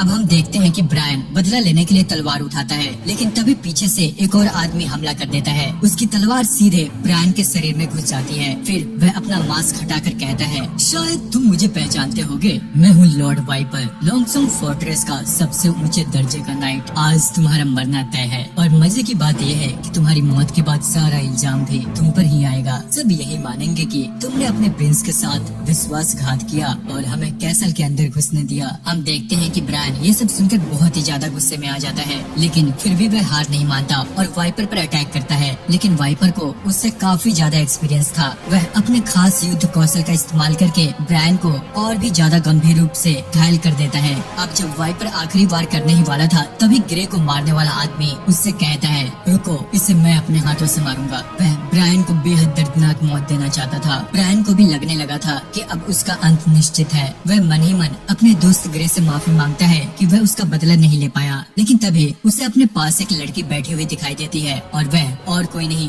बल्कि वही नाइटिंगेल होती है। अगले ही पल वह उन सभी के सामने आकर खड़ी हो जाती है और बड़े आराम से कहती है, सच में तुम लोग किसी और के घर में घुसकर इतना शोर क्यों मचा रहे हो? अब वाइपर उसे देखकर तुरंत उस पर अटैक कर देता है। वह अपनी पुरानी चाल दोहराने की कोशिश करता है, लेकिन इससे पहले कि उसका वार सही से लग पाता, नाइटिंगेल एक ही झटके में उसका पूरा हाथ ही काट देता है। पूरे कमरे में सन्नाटा छा जाता है। फिर नाइटिंगेल आराम से कहती है, तुम बताओ, तुम सब मरना चाहते हो क्या? और जब अगली सुबह ब्रायन की आंखें खुली तो उसने खुद को सुरक्षित पाया और हम देखते हैं कि उसके सामने खड़ा होता है रूलन। ब्रायन रूलन को बताने लग जाता है कि कैसे ग्रे ने आखिरी सांस तक अपने सिद्धांतों का साथ नहीं छोड़ा और कैसे उन गद्दारों ने उसे बेरहमी से मार डाला, लेकिन रूलन उसे बीच में ही रोक देता है नहीं ब्रायन, मुझे सब पता है। हम देखते हैं कि रूलन की आवाज में गर्व साफ झलक रहा होता है। मुझे खुशी है तुम दोनों ने बॉर्डर सिटी के लोगों के लिए अपनी जान दांव पर लगा दी। तुमने हजारों लोगों की जान बचाई है। तुम इस शहर के लोगों के लिए एक हीरो से कम नहीं। इतना कहते ही रूलन, कार्टर और वहाँ मौजूद बाकी सभी लोग सम्मान में अपना सिर झुका लेते हैं। यह देखकर ब्रायन की आंखों में आंसू आ जाते हैं। नहीं प्रिंस, असली हीरो तो ग्रे था। अगर उसने उस वक्त हिम्मत न दिखाई होती तो शायद मैं भी गलत रास्ता चुन लेता। चिंता मत करो, ग्रे का अंतिम संस्कार पूरे सम्मान के साथ किया जाएगा। उसे एक सच्चे हीरो की तरह विदाई मिलेगी और उसकी फैमिली की जिम्मेदारी आज से मेरी। अब यह सब सुनकर ब्रायन की आंखें और भी ज्यादा भर जाती है। प्रिंस, उन दोनों अपराधियों का क्या होगा? फिक्र मत करो, वो दोनों हमारी कैद में हैं और उन्हें वही सजा मिलेगी जिसके वे हकदार है। ऐसी सजा की अगली बार कोई भी बॉर्डर सिटी के खिलाफ सोचने से पहले 100 बार सोचे। इसके बाद जाने से पहले रूलन ब्रायन से एक वादा करता है, डेमोनिक पीरियड खत्म होते ही मैं तुम्हें अपना नाइट बनाऊंगा। अब ये सुनते ही ब्रायन के चेहरे पर पहली बार स्माइल आ जाती है। अब कमरे से बाहर निकलते ही बैरो सीरियस होकर कहता है, मुझे पूरा यकीन है कि इस पूरे मामले के पीछे ड्यूक रियान का हाथ है। अब कार्टर भी सहमति से सिर हिलाता है। सही कहा, जिन अपराधियों को हमने पकड़ा है उनमें से एक ड्यूक का निजी नाइट लॉर्ड वाइपर है और दूसरा आदमी वह असल में बोरिस का दूर का भतीजा है। इसलिए संभावना है कि बोरिस भी इस साजिश में शामिल हो। तो तुम्हारे हिसाब से मुझे क्या करना चाहिए? कानून के अनुसार तो इन दोनों को तुरंत मौत की सजा मिलना चाहिए, लेकिन इनके संबंध में बड़े नोमल से है। हमें थोड़ा इंतजार करना चाहिए। पहले देखते हैं कि ड्यूक और बोरिस क्या कदम उठाते हैं। लेकिन फैसला लेने से पहले ही खबर आती है कि खुद बोरिस उनसे मिलने आया है और इस समय उसका चेहरा देखकर साफ पता चल रहा था कि उसके पसीने छूटे हुए हैं। जैसे ही वह अंदर आता है, रूलन सीधे मुद्दे पर आ जाता है। तो बताओ, इस काम से यहाँ आए हो? असल में बोरिस अपने भतीजे और वाइपर को छुड़वाने आया था। वह चुपके से एक भारी थैला आगे बढ़ाता है। उसमें पूरे 50 गोल्ड कॉइन्स होते हैं। प्रिंस, बस आप उन्हें छोड़ दीजिए। मैं यकीन आपको दिलाता हूँ कि वे दोबारा ऐसी गलती नहीं करेंगे। इसे एक छोटे से मुआवजे की तरह समझिए। रिश्वत की ये बेहुदा कोशिश देखकर रूलन का खून खौल उठता है। मुआवजा? तुम चाहते हो कि मैं उन अपराधियों को छोड़ दूं जो मेरे किले में घुसे, मेरे लोगों का खाना जलाने आए, मुझे मारने की कोशिश की और हमारे एक बहादुर कप्तान ग्रे की हत्या कर दी? अब बोरिस तुरंत बहाना बनाने लग जाता है। मुझे कुछ पता नहीं था, मैं कसम खाता हूँ, मुझे तो यह भी मालूम नहीं था कि मेरा भतीजा ऐसा कुछ करने वाला है। हम देखते हैं कि रूलन की नजरें और भी ज्यादा तीखी हो जाती है। और ड्यूक रियान, क्या उसका भी इसमें हाथ है? नहीं, उन्हें इसके बारे में कुछ नहीं पता। ठीक है, आधिकारिक रिकॉर्ड में यही लिखा जाएगा कि उन्होंने अपने लालच में एक प्रिंस की हत्या करने की कोशिश की। अब ये सुनते ही बोरिस खुश हो जाता है। बहुत बहुत धन्यवाद आपका प्रिंस। लेकिन हम देखते हैं कि अगले ही पल रूलन उसकी खुशी पर पानी फेर देता है। लेकिन उनके अपराध नहीं बदलते और उनकी सजा भी नहीं बदलेगी। उन्हें मौत की सजा मिलेगी। अब बोरिस का चेहरा फिर देखने लायक हो जाता है। इसके बाद रूलन पूरे शहर के लोगों को इकट्ठा करता है और सबके सामने उन अपराधियों के अपराध गिनाता है। इन लोगों ने तुम्हारा खाना छीनने की कोशिश की, इन लोगों ने हमारे हीरो ग्रे की हत्या की और इन लोगों ने बॉर्डर सिटी को भूख से मारने की साजिश रची। अब ये सब सुनते ही भीड़ बहुत ही ज्यादा गुस्से में आ जाती है। लोग उन दोनों अपराधियों को देखकर जोर जोर से चीखने लग जाते हैं, फांसी दो, सजा दो, ग्रे का बदला लो। और आखिरकार बोरिस की आंखों के सामने ही वाइपर और उसके साथी को फांसी पर लटका दिया जाता है। अब रात को रोलन अकेला बैठा शहर की आने वाली परेशानियों के बारे में सोच रहा होता है। तभी अचानक खिड़की के पास एक जानी पहचानी आवाज सुनाई देती है। लगता है आज भी तुम सोने वाले नहीं हो। और हम देखते हैं कि वो और कोई नहीं बल्कि नाइट एंगल होती है। वैसे मुझे तुम्हारा शुक्रिया अदा करना चाहिए। अगर तुम समय पर वहाँ नहीं पहुँचती तो शायद आज मैं जिंदा नहीं होता। अरे रहने भी दो, मैंने तुम्हें बचाकर एना और नीना को ही बचाया है। अब ये सब सुनकर रूलन हंसने लग जाता है। तो फिर एक काम करो, मेरी पर्सनल बॉडीगार्ड बन जाओ।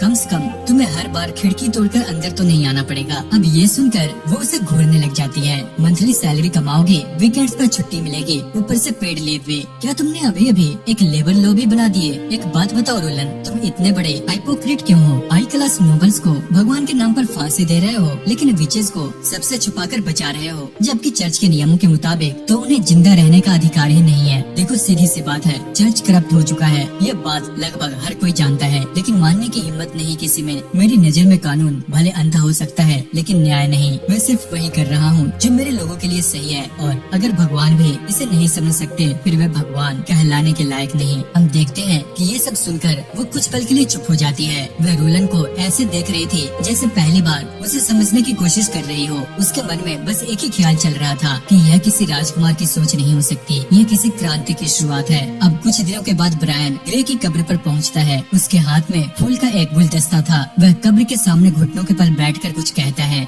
ग्रे, मैं तुम्हें बताने आया हूँ कि मैं अब एक नाइट बन चुका हूँ और ये सब सिर्फ प्रिंस रोलन की वजह से हुआ है। उन्होंने एक विच की मदद से मेरी जान भी बचाई। अब मैं तुम्हारी तरह अपने शहर की रक्षा करूंगा आखिरी सांस तक, क्योंकि आज तुम सिर्फ मेरे दोस्त नहीं बल्कि बॉर्डर सिटी के हीरो हो। दूसरी तरफ लॉन्गसॉन्ग फोर्ट्रेस में बोरिस गुस्से से आग बबूला होकर ड्यूक रियान को पूरी घटना बता रहा था। उस हरामखोर प्रिंस ने मेरी एक नहीं सुनी, उसने मेरे भतीजे और लॉर्ड वाइपर को पूरे शहर के सामने फांसी पर चढ़ा दिया। हम देखते हैं कि वह मेज पर जोर से मुक्का मारते हुए चिल्लाता है, बस आदेश दीजिए, मैं बॉर्डर सिटी को जड़ से उखाड़ फेंकूंगा और उस प्रिंस का सिर खुद आपके कदमों में लाकर रख दूंगा। हम देखते हैं कि ड्यूक रियान शांत बैठा उसकी बातें सुन रहा होता है। फिर वह अपने सबसे भरोसेमंद सलाहकार पेट्रोफ की तरफ देखता है। तो बताओ पेट्रोफ, तुम्हारी क्या राय है? मैं इससे बिल्कुल सहमत नहीं हूँ। अब ये सुनते ही बोरिस भड़क जाता है, लेकिन हम देखते हैं कि पेट्रोफ अपनी बात जारी रखता है। अगर हमने अभी बॉर्डर सिटी पर हमला किया तो वहाँ की पूरी आबादी को कुर्बान करना पड़ेगा, और अगर फोर्थ प्रिंस मारा गया तो रॉयल फैमिली के साथ हमारे संबंध हमेशा के लिए खत्म हो जाएंगे।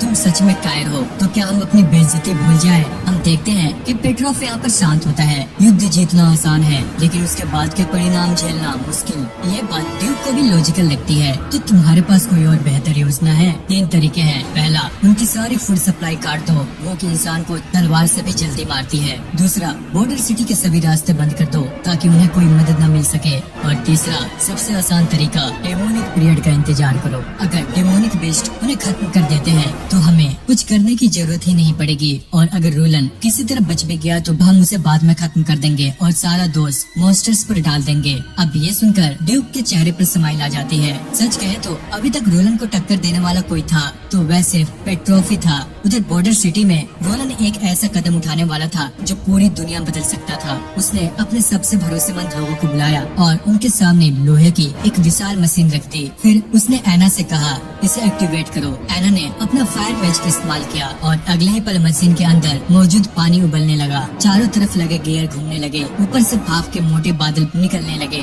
और देखते ही देखते एक विशाल मशीन जीवित प्राणी की तरह चलने लगा। अब सभी लोग हैरानी से उसे घूरने लग जाते हैं, क्योंकि रोलन ने इस मध्यकालीन दुनिया में पहली बार स्टीम इंजन का आविष्कार कर दिया था। अब ये सब देखकर कार्टर की आंखें फटी की फटी रह जाती है। वह कहता है कि अगर ऐसी मशीनें बन गई तो क्या नाइट्स की जरूरत ही खत्म नहीं हो जाएगी? अब ये सुनकर रोलन हंस पड़ता है। नहीं कार्टर, मशीनें इंसानों की जगह नहीं लेती, वे सिर्फ उनकी ताकत बढ़ाती है। हम बस अपने युद्ध लड़ने का तरीका बदलेंगे, पुराने तीर कमान की जगह राइफलें लेंगे और यह स्टीम इंजन नई मशीनों की नींव बनेगा। लेकिन फिलहाल ये युद्ध के लिए नहीं है, मैं इससे कहीं बड़ा खेल खेल रहा हूँ। मेरा पहला लक्ष्य है बॉर्डर सिटी का अर्थव्यवस्था को सबसे मजबूत बनाना। इसके बाद हम देखते हैं कि रोलन इंजन को नॉर्थ स्लोप माइंस में टेस्ट करने के लिए ले जाता है। रेल जैसी पटरियां बिछाई जाती है, फिर उन पर भारी भरकम लोहे और खनिजों से भरी गाड़ियां लाद दी जाती है, जो वजन दर्जनों मजदूर मिलकर भी मुश्किल से उठा पाते थे। वह स्टीम इंजन आसानी से खींचने लग जाता है। माइनर्स ये सब देखकर खुश हो जाते हैं। उनकी मेहनत अचानक आधी हो चुकी थी।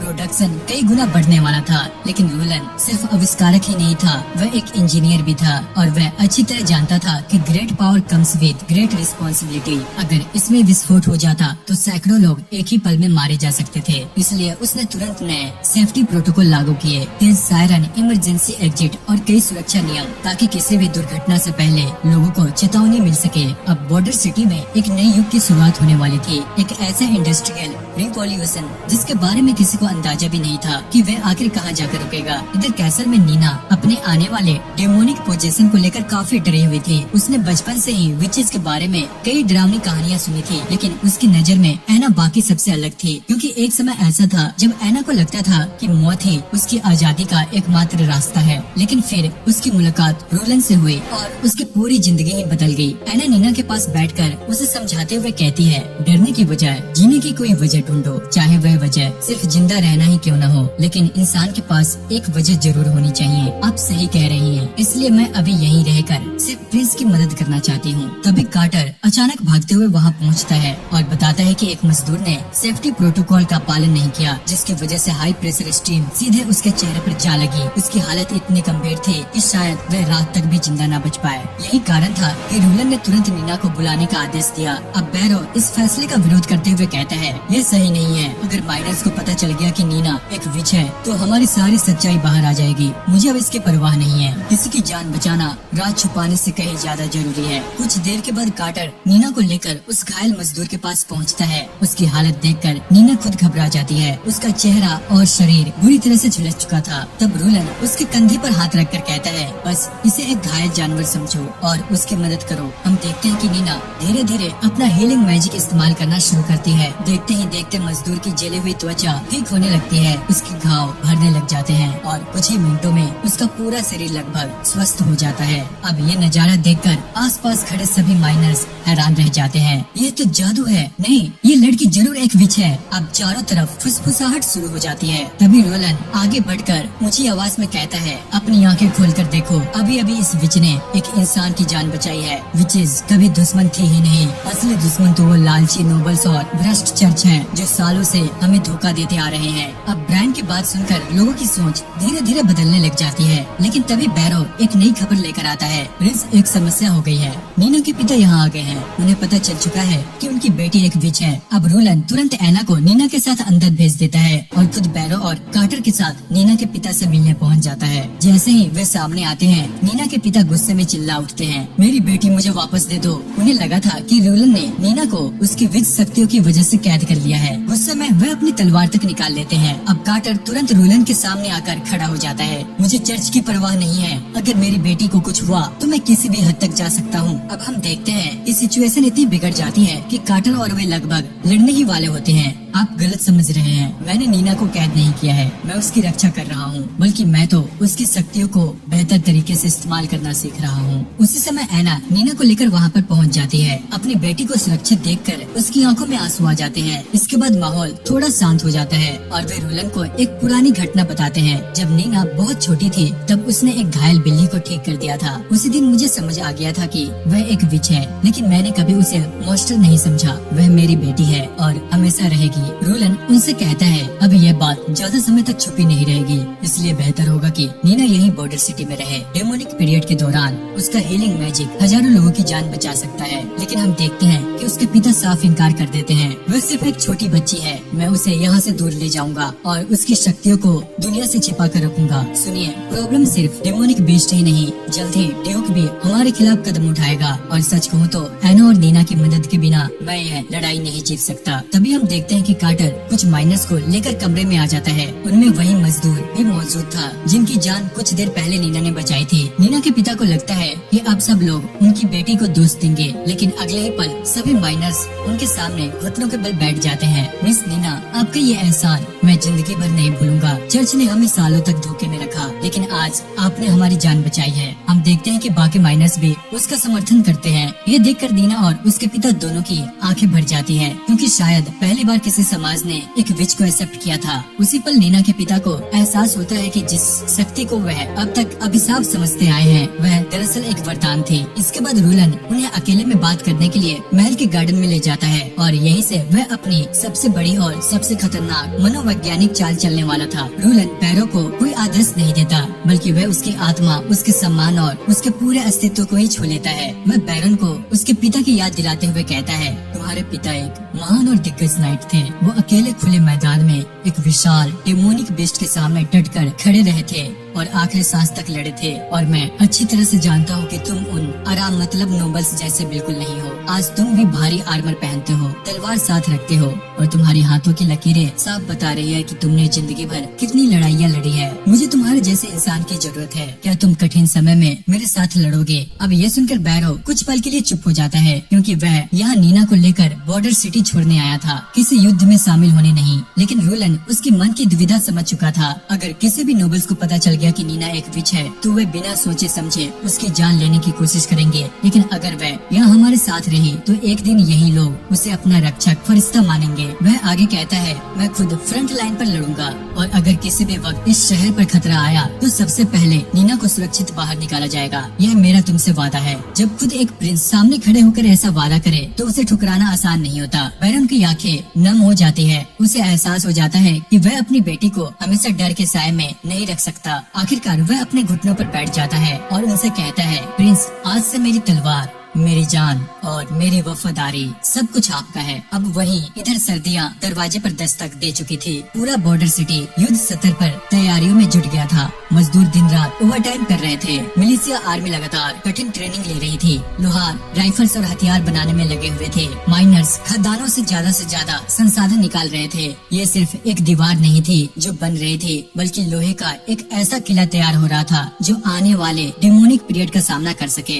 अब ठंड शुरू होने से पहले नाइटिंगेल दोबारा एना और नीना से मिलने आती है। वह आखिरी बार एना को मनाने की कोशिश करती है। मेरी बात सुनो एना, चाहे तुम लोग कितनी भी कोशिश कर लो, इंसानों का यह शहर इस खतरनाक सर्दी को नहीं झेल पाएगा। हमारे पास अभी भी होली माउंटेन है, एक ऐसी जगह जहाँ विचेस आजाद होकर जी सकती है, इंसानों की लालच और नफरत से दूर। अब हम देखते हैं कि एना अपने पास्ट को याद करते हुए कहती है, जब मेरी माँ मेरी आंखों के सामने जलकर आग में मरी थी, उस धुएं की घुटन आज भी मुझे महसूस होती है। और मेरे पिता ने सिर्फ 25 गोल्ड कॉइंस के लिए मुझे मरने के लिए छोड़ दिया था, लेकिन रूलन उसने मुझे उस नर्क से बाहर निकाला। उसकी आंखों में साफ दिखाई देता है कि वह हम विचेस की कितनी परवाह करता है। मेरे लिए होली माउंटेन कोई और जगह नहीं है, मेरा होली माउंटेन यही बॉर्डर सिटी है। अब ये सुनकर नाइटिंगेल कुछ पल के लिए चुप हो जाती है। शायद उसके पास इसका और कोई जवाब नहीं था। तभी नीना खिड़की की तरफ इशारा करते हुए एक्साइटेड होकर कहती है, देखो बाहर सफेद सफेद बर्फ गिर रही है, शायद इसे ही स्नोफॉल कहते हैं, है ना?